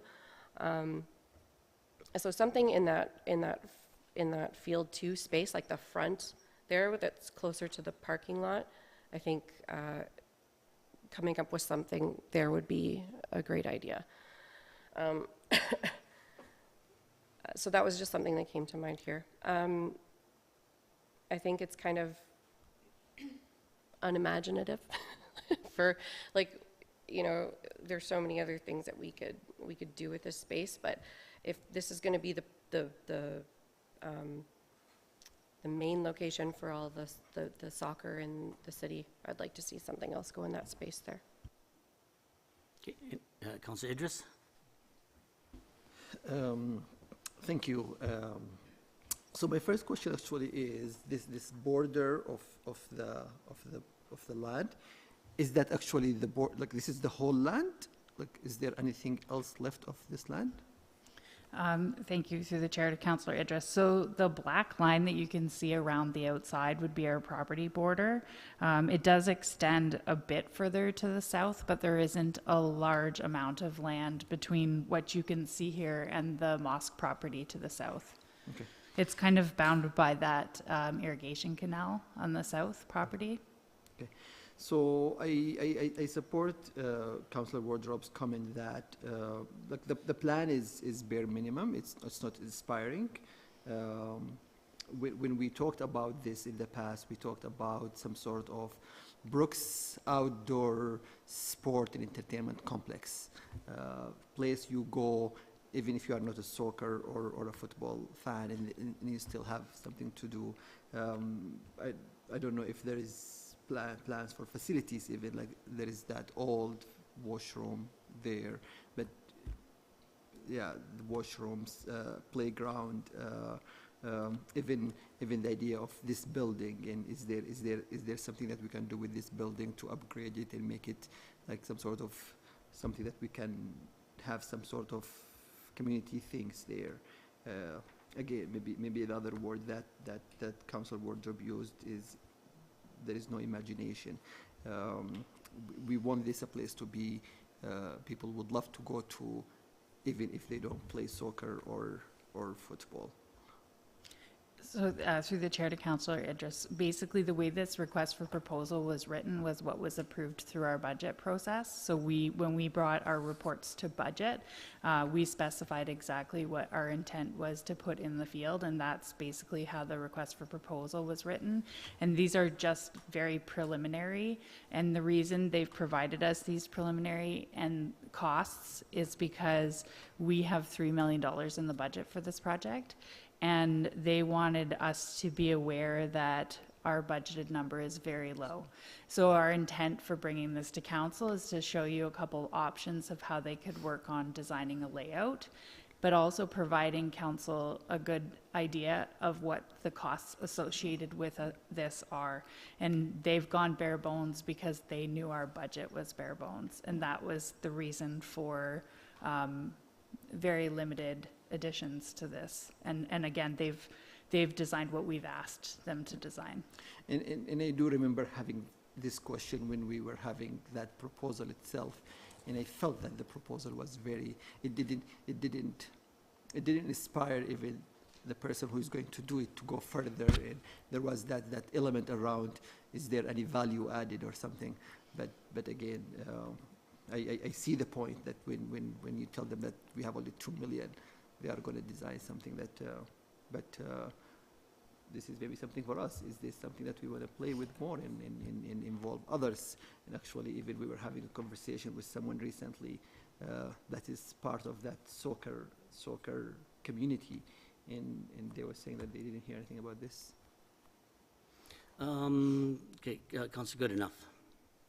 Yeah, Mohammed and I was going to bring that point up, that the Brooks Community Football Association, one of the families that is in charge of it, I won't say their names, but just approached us and said that they were really unaware. They found in the paper, they thought because they'd be a user group or asked to contribute, that they should be at the table for that. So that'd be important that we make sure. I'm not trying to poo-poo on this. This is a good start.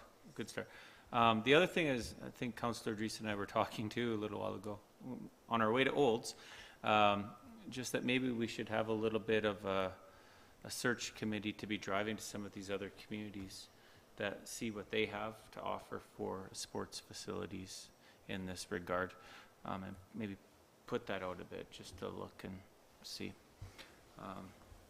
Do we, just sorry, Can I Alicia. just Oh, yeah, comment on the? please. I'm sorry. No. I just wanted to add that this is still very, Very very preliminary, and we have included in the request for proposal that they consult with our user groups.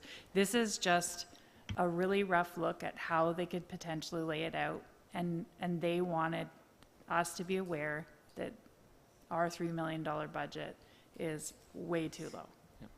So with that thought, then, maybe we don't look at the soccer fields at this time, because our major need will be football. Right? Am I wrong in Yeah, that? no, I like number 2 there, and with the potential of adding a third one. I think that, you know, I know we had many discussions on that and the thing, but the idea was to build soccer fields and the community football field on that. And I look at the $5 million or $6 million, you know, and I still believe artificial turf is the way to go because we're going to save money in the long run. You don't have to cut it, you don't have to fertilize it, you know, yeah, you can use it basically almost 12 months, almost 10 months of the year, 9 months of the year. Yeah. So long term, I like that idea there. You know, the 6 million, we'll put in 3 million. I think we have to still go back to the different school boards, you know, to get a proportion of that. The soccer association has to come forward on that too, you know, with money, and then maybe there's some other fundraising that goes on in the community on that there too. But it's, you know, and I agree with you, Councilor Wardrop, okay, you know, and I mean, we've all had parents and the kids, one's playing soccer, the other one isn't, where do they go in the playground? You know, and I know it's, yeah, I don't know if we can do, we just spent, you know, like at Eastbrook, it was $500,000, no, was it 500? No. $500,000 for a playground there. We're putting in $500,000 into the new JBS McKay Park there, you know, so I don't know if that's the right way to go. This is designed for soccer and for football and for community football there, so I don't believe we need another playground, you know, like, they're all close together. They're all really close together, you know, within, you know, like almost 1,000 meters of one another. But, I mean, I like this idea here, and I know getting that to that $6 million is going to be a challenge, but it's a step in the right direction, and the user groups can come forward too, you know, like when we get the final design on this here too, so. Okay, go ahead, Shelley, yeah. Thank you, through the chair to Mayor Petrie. I just wanted to clarify that in our $3 million in our budget, there is $350,000 of donations from user groups that we considered. So Okay. that's just a point to your additional. Just, you know, in that 3 million, was part of the ICF money included in, that was included in that too, Yes. but we can also go back for more on that there too, right? Yes, so typically that would be, that the ICF money would be a percentage of the total cost Yeah. if approved by the county. Yeah. Currently in our 10-year capital plan, which is the information the county has to date, the project's $3 million, and therefore their share for ICF is $600,000 of that. And again, we have different sources of funding, of which donations and partnerships is $350,000 of the $3 million. Yeah, okay, okay. Go ahead, Councilor Woodruff. Just to kind of talk about the playgrounds again there. I know that there are so many parks, there's so many playgrounds that are like close by, but the purpose of having something like that, like right on this, and like we were saying, like a sports complex where like people are going there to do all these different things. It's like, you know, there needs to be something there on site. As one who has those, like, you know, I'm in that phase of life where you pack up the kids and you go and you play soccer, and this kid's over here and that kid's over there. Like having them at Eastbrook where that playground is fantastic. The parking lot's right there. You can see the kids go at the playground. Our new ball diamonds, our quad ball diamonds. There's a playground built right there, and that's because when you have small kids and you take them to the football game, you take them to the soccer game, they're bored. They need something else to do and run around them, and it would just add some depth. And you know, like Alicia said, right, this is very preliminary, and I'm okay with option 2 if, like, instead of the option for the third soccer field, it's actually not a soccer field, it's something else, and shifting them toward the back, because you'd want that other activity closer to the parking lot or closer to where you can see and drive by. And another note, like Councillor Goodenough mentioned, you and Councillor Jace were talking about, you know, having somebody go and search out these different things in these different communities. And that's a reason why I'm very passionate about having something else here, because you know, my family and I took a 15-hour road trip out to the island last summer, and we drove through all these different communities, and the things that people have are incredible. It's so like, we have lovely parks and playgrounds, but the things that other communities are building right now, it's so modern, it's so thoughtful, it's fantastic. I want to see that here. I want that in Brooks. When, you know, when we talk about, you know, and again, I recognize it's preliminary, but I agree with Councillor Joyce. Like, I don't think we captured the vision of what we want here. We want a sports complex. We want something dynamic. And yes, like, go to the football game, have your soccer tournament, take your kids, go to the splash park, have a pump track, whatever. So with that being said, I'm okay with option 2. If we move those 2 soccer fields back, have something, there's still a lot of space there. And that's the other thing too. I'm not sure if maybe RF Binney could, I'm not sure if there's another way to reconfigure it so that there is a little bit more space for something else. Obviously, it would have to be, like, all of this would be developed in phases. We only have $3 million, so we would have to prioritize and then develop in phases. But if there's, you know, there's quite a bit of space still that could be utilized in this area. So I think that's all for me. And again, this is for information at this time, and the user groups can come up with that, and we can develop in phases there too. And if the user group suggests, well, you know, we need a little playground in there, we can, you know, work on that there too. So, okay, Councilor Jessica. Yeah, thank you. Yeah, and I guess these are full-size, professional-sized fields, so are they going to be replacing what's happening at Eastbrook anyway? Or a lot of the young activities probably going to continue on there as it has up till now? I believe that when Grassland Soccer Association first came and presented to the Parks and Recreation Board, they talked about having everything all in one place.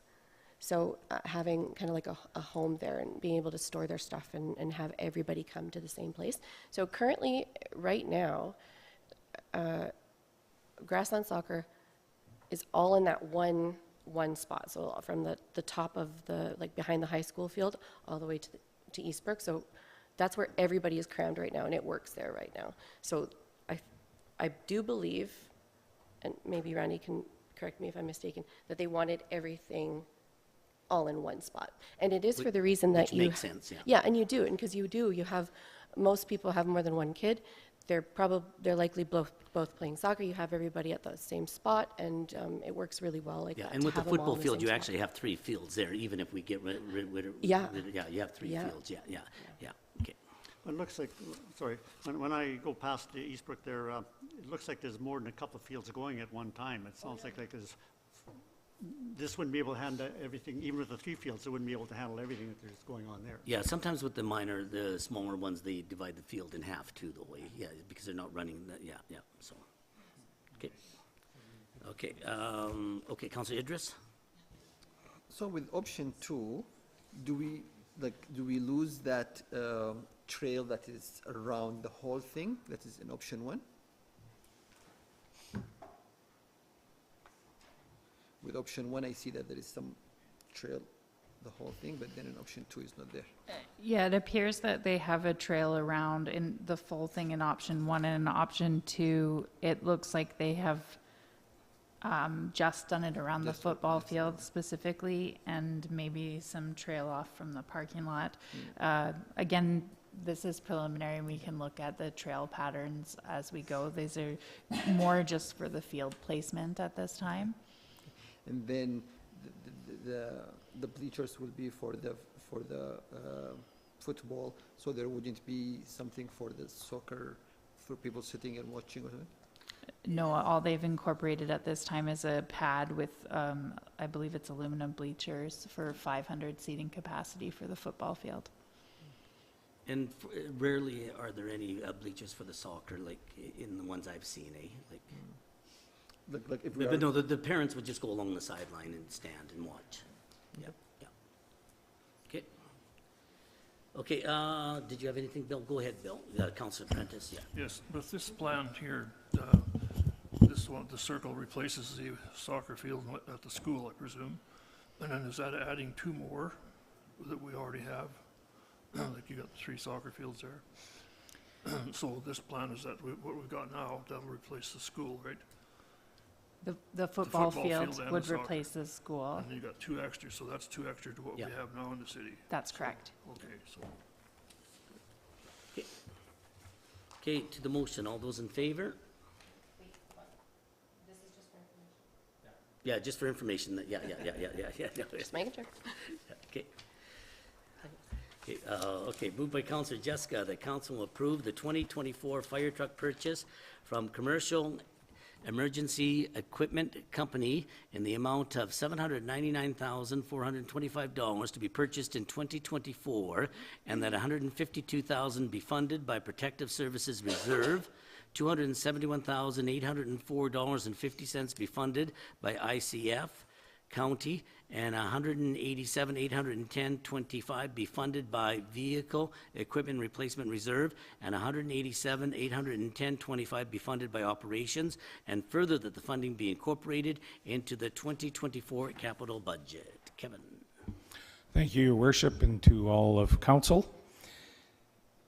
In this city's 10-year capital plan, the fire department has a fire truck budgeted for replacement in the year 2024. The city utilized Canoe Sourcewell as the procurement entity to obtain competitive pricing and to meet the Canada Free Trade Agreements for the fire truck meeting the specifications. The 3 fire trucks met our specifications, and the prices for these 3 trucks are Pierce Sabre TEM in the amount of $864,395.54, supplied by Commercial Emergency Equipment. A Pierce Sabre side mount in the amount of $824,436.24, supplied by Commercial Emergency Equipment. And Maxi Metal Demo CEE Maxi Sabre in the amount of $799,425, supplied by Commercial Emergency Equipment. The Maxi Metal Demo Maxi Sabre is similar to the city's current fire truck that has worked well for the past 24 years, however, no longer meets national standards. The budget in the 10-year capital plan for 2024 is $550,000. $152,000 funded by Protective Services Reserve, 34% funded by ICF County, and the remaining $211,000 funded 50% by Vehicle Equipment Replacement Reserve and 50% funded by Operations. 10% down payment of $79,942.50 would be required upon placing the order with the funding from 2023 Protective Services Reserve. Therefore, staff recommends that council approve the 2024 fire truck purchase to Commercial Emergency Equipment Company in the amount of $799,425 to be purchased in 2024, and that $152,000 be funded by Protective Services Reserve, $271,804.50 be funded by the ICS County, and that $187,810.25 be funded by the Vehicle Equipment Replacement Reserve, and an additional $187,810.25 be funded by Operation, and further, that the funding be incorporated into the 2024 capital budget. If there's any questions, I'd be pleased to answer them. Okay, Councillor Prentice? You were saying before that if this truck was ordered now, there's a possibility it could be delivered in 2023? Sorry, through to Councillor Prentice. This truck is in production now. If we were to get it, we would get it in January of 2024. Okay. Any other questions, Councillor Goodenough? The truck that we're replacing, sorry, how old is that? And is it miled out? What's the status on that one? Through to Councillor Goodenough.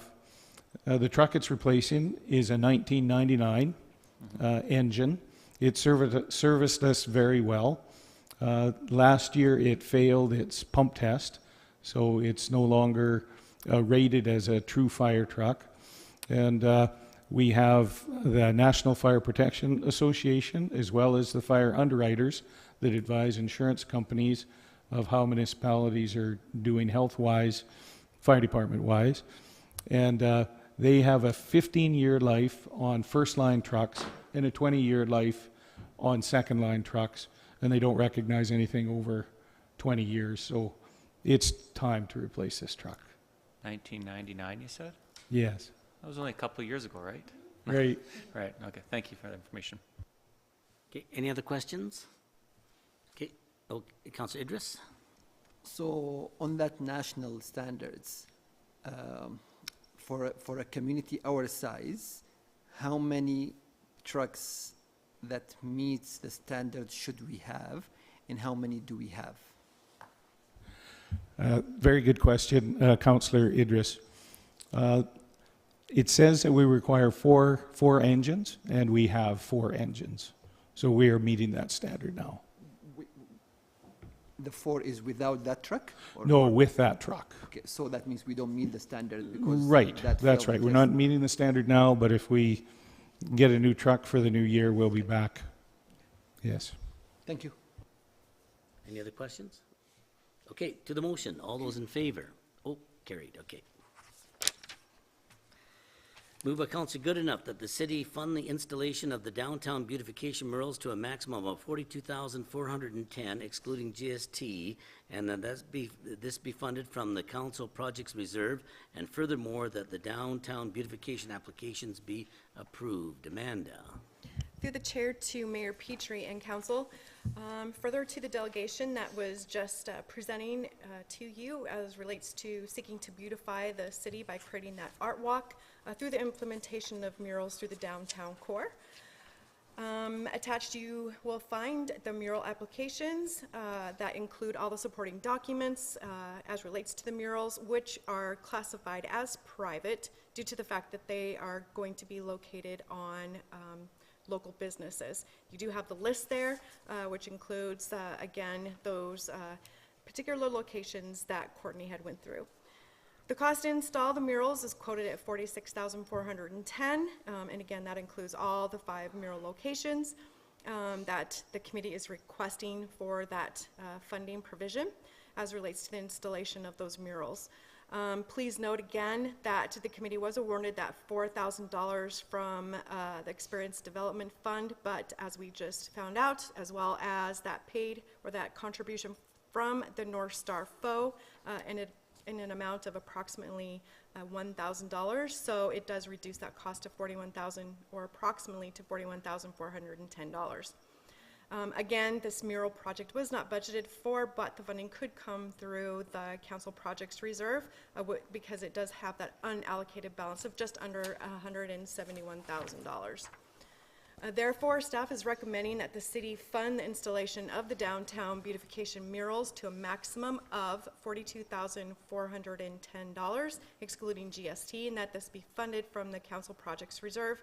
And furthermore, that the downtown beautification mural applications that were submitted and attached to the report be approved.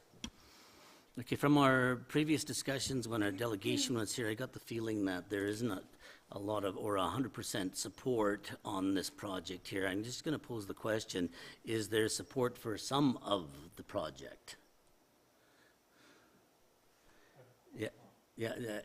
No, I know, it's sort of almost a rhetoric because we can't vote, but Councillor Goodenough, go ahead, yeah. My question's for Shelley, sorry. Actually, the council reserve, my question is, we're halfway through our year, approximately. The 40,000 that could come out of that, how does that get replenished for next year? And what projects would you foresee or could you foresee coming that we might need that money? Through the chair to Councillor Goodenough. So I'm going to start with the second question. The projects that are foreseen from the reserve have already been taken out of that balance. So the 170, just about 171,000 is available balance. So council has earmarked some money for different projects, but that's been taken care of.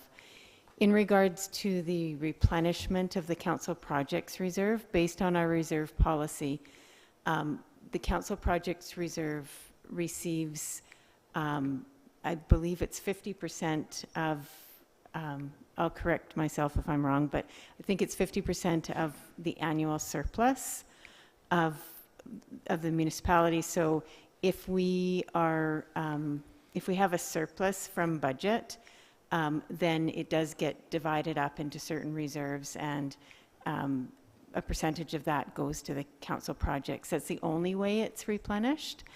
And some years there's a substantial amount that goes in it, and other years it doesn't get any contributions. 6 months into the year, it's pretty hard to tell whether we're going to have a surplus at the end of the year or not. However, in September, we start to forecast, so we get a better idea of what the year is looking like. But just from looking at things that I've reported on a monthly basis, there have been some negative variances, but there's also been some positive variances. So I think right now we're kind of riding about pretty close to budget. So we don't know of any substantial surpluses that are going to come to replenish, but it's pretty hard to predict. And the reserves stays intact unless we use it, like it goes from one year to another, right? That's correct. Yeah, yeah. So just a hypothetical, because it was brought up, the idea of beautification for the 55-plus games. We don't really know where they're sitting financially with their fundraising, but is it possible if there is a shortfall that they could come back to the city and ask for additional support, and would that then money come out of council reserve? So through the chair to Councillor Goodenough, it's hard for me to answer the first part of that question, but if they did come back to council, or if any further requests this year came back to council, staff would perhaps recommend where the funding come from, and the council projects reserve, the idea of it is if things come up that weren't anticipated in the budget, but are projects that council are interested in, then that gives us a little bit of money for council to fund projects that weren't anticipated in the budget. So staff may recommend that's where it come from if there's no other source, but it's not absolutely, there could be other alternatives. One more question, because eventually we're going to be talking about the dog park. That funding, is there a potential that the funding for the dog park could come out of council reserves for the extension of the fence line? So through the chair to Councillor Goodenough, council can make any motion they like. I don't control that. So the council, it would definitely be a motion that council would make to use that money, and that's typically the only way it gets spent is if council has agreed to go through with a purchase or an initiative. Councillor Wardrop. I just wanted to make a comment on this investment in general. And we give a lot of money, we have over the last couple of years to all these different causes, and that's fantastic. But we have not done a lot to invest in the arts and the culture of our city and cities, and the beautification of our city. And cities who have already figured this out, that they've already figured out that beautification is more than flowers and, having nice grass and like those things, they're way ahead of us. You go to another city and it's there is a sense of energy and culture there, and that requires investment. If we want to be a place where somebody comes and says, wow, things are happening here, business is happening here, development's happening here, culture, fun, then we need to invest in it. Otherwise, we're going to end up with a bunch of brown buildings. You drive down Second, you come into the city, and there's a bunch of empty lots and weeds and what? Just like my friend and her relative there. What is this place? Like, we need to invest in it.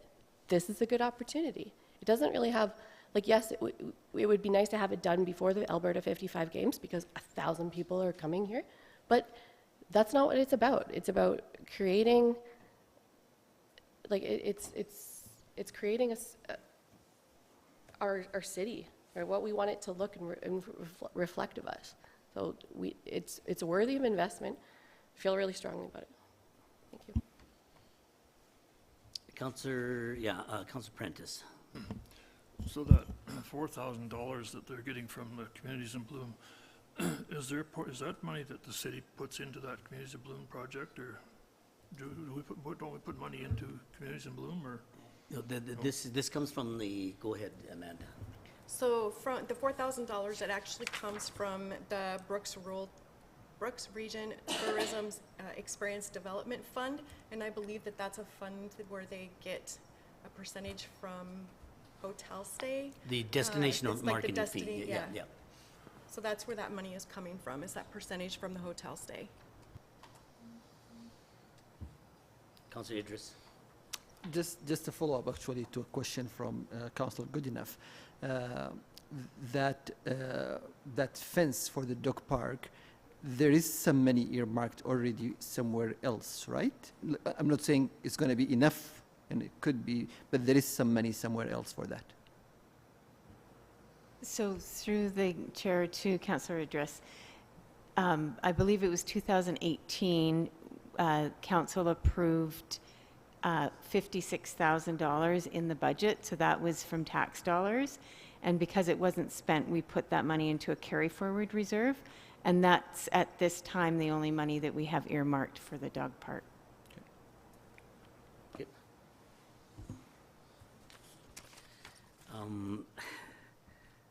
I have an idea. Okay, Councillor Goodenough. Do you want to entertain a amendment to the motion? Yeah, if you Go were ahead. going to do it, I was going to do Well, I don't that. know if you'll like mine.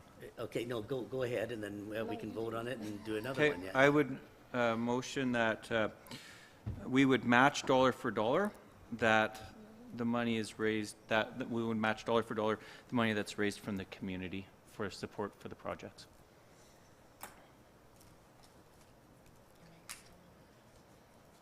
So they've raised so far 5,000, we'd match it dollar for dollar at this point.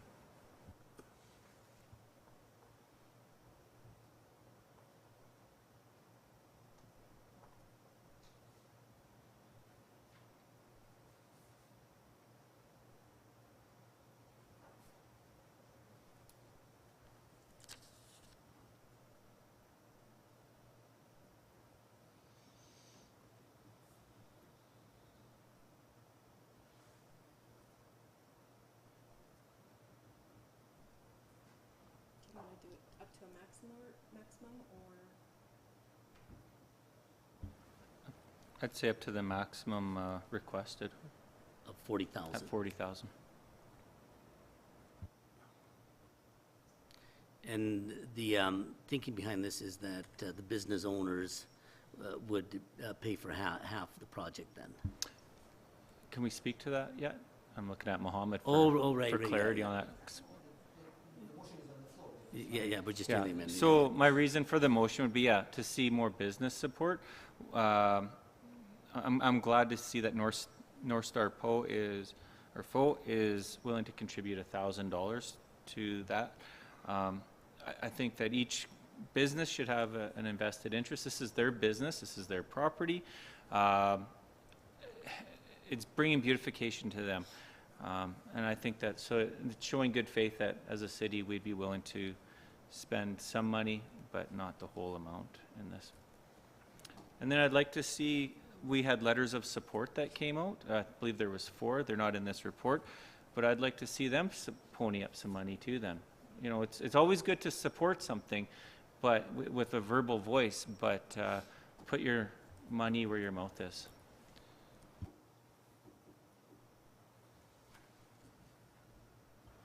Councilor Jessica, while we're writing up here, you can have a comment. I was thinking, so the city put a bunch of money in for these little table tableaus downtown to help revitalize downtown. So in front of the Brooks Hotel, in front of the Steaming Cup. The and- patios. Yeah, how was that worked out? Because that was supposed to revitalize things. Has it had any success at all? Yeah. Yeah.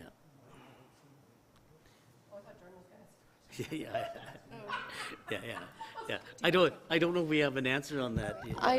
Well, speaking to business owners downtown, like it's very, very positive.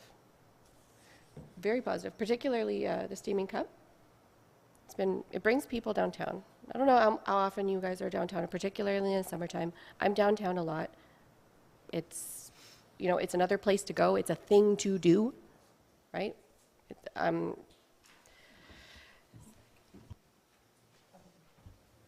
guess my question is, is it the city's job to be investing into local businesses in this manner?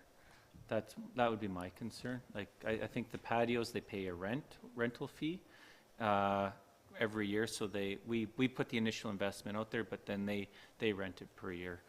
So I'd caution us that we could be going a slippery slope if we, for every business. We also have an amazing program that our economic development department puts on twice a year where people could apply for funding. So there is options out there, but I'd be cautious. Okay, to the amendment, moved by Councillor Goodenough, that the city match funds raised through the Downtown Beautification Murals Project up to a maximum of $42,410, excluding GST, and furthermore, the matching funds be funded from the council projects reserve. And further that the downtown beautification mural applications be approved. Okay, to the motion, all those in favor? Okay, defeated, okay.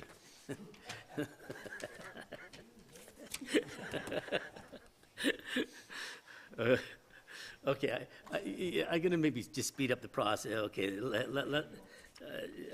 let's go back to the original motion on here. Okay, or did you, Councillor Idris? Did you go ahead? Yeah, I'm going to introduce an amendment, and my thought is that we did talk about the Oxford building and that we have the concern, legitimate or not, that we don't know what's going to happen with that building. We don't know if there is any. In the other things, actually, that building will be the most costly in terms of all the buildings that were suggested. So my motion, and that's why I was trying to ask the question about would you have the cost, because the cost, both costs that were presented included the Oxford. I wanted a cost without the Oxford, and if I want to put an amendment without a number, will be to approve supporting the downtown Brooks to do the murals on that alley. So the four buildings. Excluding the Oxford Hotel. Excluding, which will bring, I'm expecting the cost to half. Okay.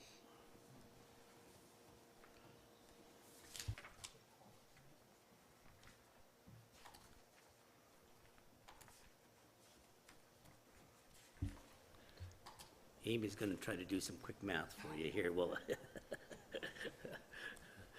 but I know, and that's what I was looking at is, okay, do we, scrap that one there and then, fund the rest of them, okay. Go ahead, Amanda. So I believe in Courtney's presentation, she did have a list of she did have an alternate option, and that was for a maximum of up to $30,085. So what you could do is a motion with that maximum, and then include the North Star Faux, Twist and Shop, Brooks Hotel, and Mom Life Maternity. So if I want to put a number, I actually look on the 13, because this is still includes the Oxford building. So doesn't include those other ones, though. It would include everything else, but again, keep in mind that North Star FO is more than likely, has the funding for it, but it would include the Twist and Shop, Brooks Hotel, and Mom Life Maternity. It would not include the Oxford Hotel. So it'd be up to a maximum of the $30,085. That was in her, it just replace the Oxford Hotel with the Mom Life Maternity.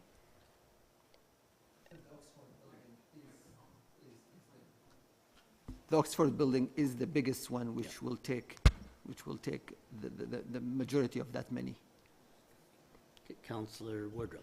So just to clarify, without the Oxford Hotel, but then adding in the Brooks Hotel and the Mom Life Maternity. Okay, to the maximum of 30 is what you're saying. Yeah. To the maximum of the 30,000. Right? Okay. I'm going to read this here to see. Okay. Moved by Councillor Idris that the city fund the installation of the following downtown beautification murals to a maximum of $30,085 excluding GST, and this be funded from the council projects reserve, and furthermore that the downtown beautification applications be approved for the North Star FO, Twist and Shop, Brooks Hotel, and Mum Life Maternity. Okay. Could I make a quick comment just before we Yeah. vote? So, although I'm expressing my opinion, I will remove myself from the vote because of my Family relationship to Okay. the artist. Okay, to the amendment here. All those in favor? All those against? Defeated. Okay.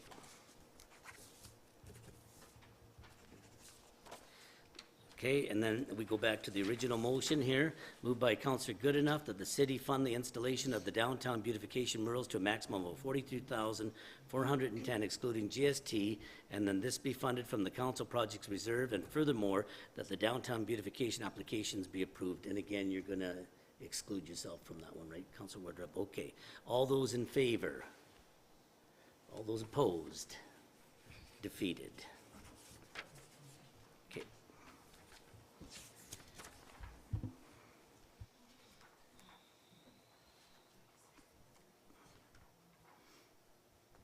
Okay, moved by Councillor Prentice that bylaw number 2313 be read second time. This is the land by Lake Stafford there. This is that one, right? Yeah, from the public hearing on that one there. Okay, yeah. All those in favor? Carried.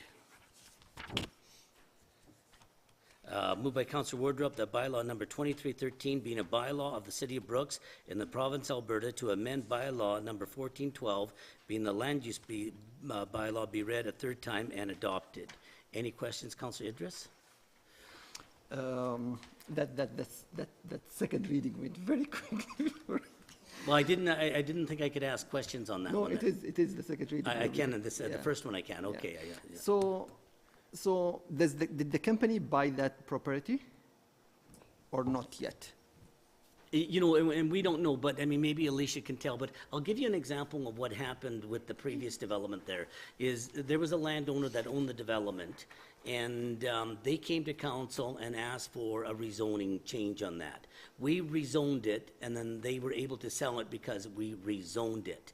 So in this case here, for example, if we don't rezone it, Wellings would likely not buy that one, and then we're depriving that owner of selling their property there too. Right? Yeah, and Alicia, maybe you can, I tried to explain it, but you're better at explaining things than me. Thank you, through the chair to Councillor Idris. I don't know the specifics about the purchase. I know that they have been working with the property owner. I know that the property owner has already started to prepare the house to be actually removed. Whether or not the deal is signed, I don't know the specifics about that. But the owner is moving the residence, which used to be inhabited, so I believe that it has been sold, but again, I don't know for certain. And that's not up for us. I mean, we're just making the land use change here, okay? Any other questions on that? Councillor Jessica? So, Ms. Donop is here. I don't know if we can ask her a question, but just looking at the bylaw, it looks like there's not a huge difference in the restrictions on that land by going from the one zoning to the other zoning. I'm just wondering what would be the concern? Thank you through the chair to Councillor Jessica. So I believe it's residential single detached, and Gavin's there so he can help me on the current zoning. So basically, the land's just being rezoned to allow these townhome units that are being proposed for the rest of Wellings of Brooks. If you look at Schedule A and Schedule B attached to the report, originally for phases 1 and 2, Wellings had 2 dead-end cul-de-sacs up to that property. And so their intention was to purchase this additional lot to connect those 2 dead-end cul-de-sacs and just add additional townhome units. Townhome units are already allowed in the RSD zone, just maybe not in the same number. I think it's 3 townhome units, if I'm correct, Gavin? Yeah. Basically, it's still the same type of housing, just longer units allowed now. And the way Wellings works is that these are rental units, so they're not going to be subdivided and sold off. They're going to be maintained and owned by Wellings of Brooks. Councillor Goodenough? I'm just curious on the diagram you talked about there, area A and B, Queensway East Road. That doesn't circle around back, does it? Like, that's not the plan next to Lake Stafford there? No, thank you through the chair to Councillor Goodenough.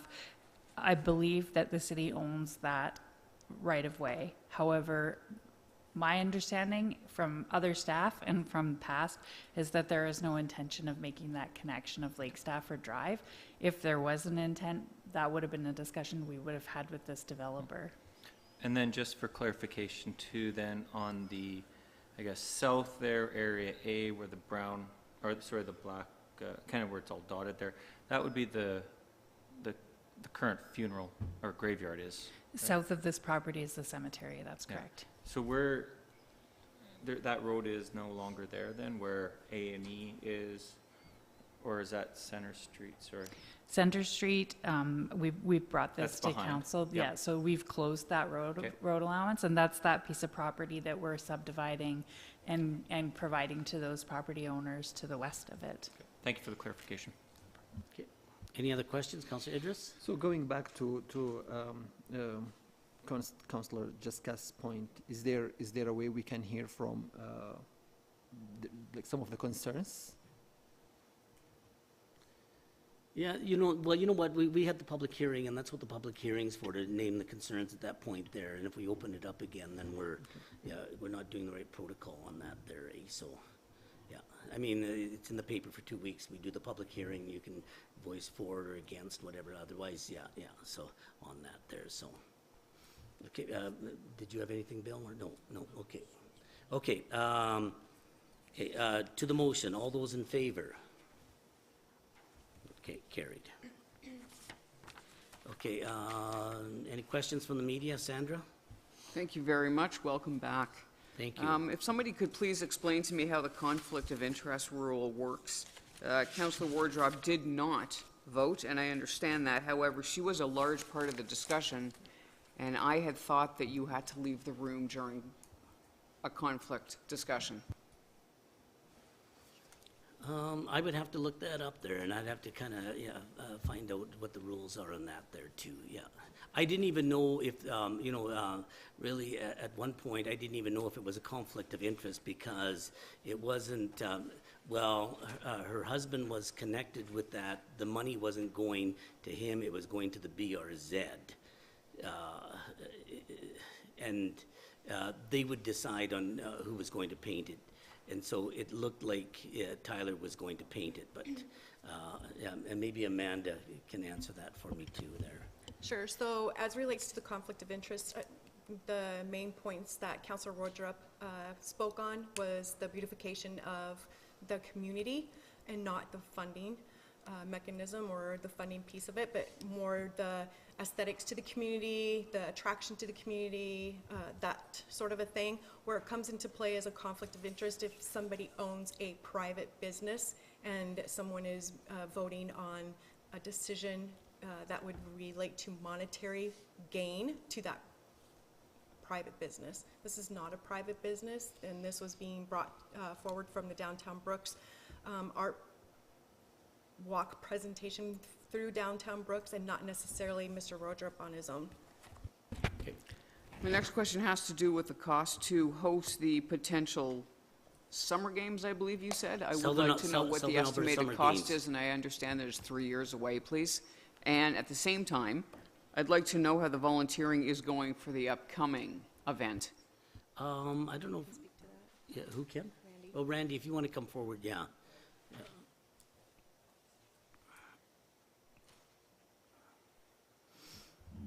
So with regards to the Southern Alberta Summer Games in 2026, we haven't compiled a budget or started that yet, so we would just be issuing a letter of intent to the Southern Alberta Recreation Association to submit a bid.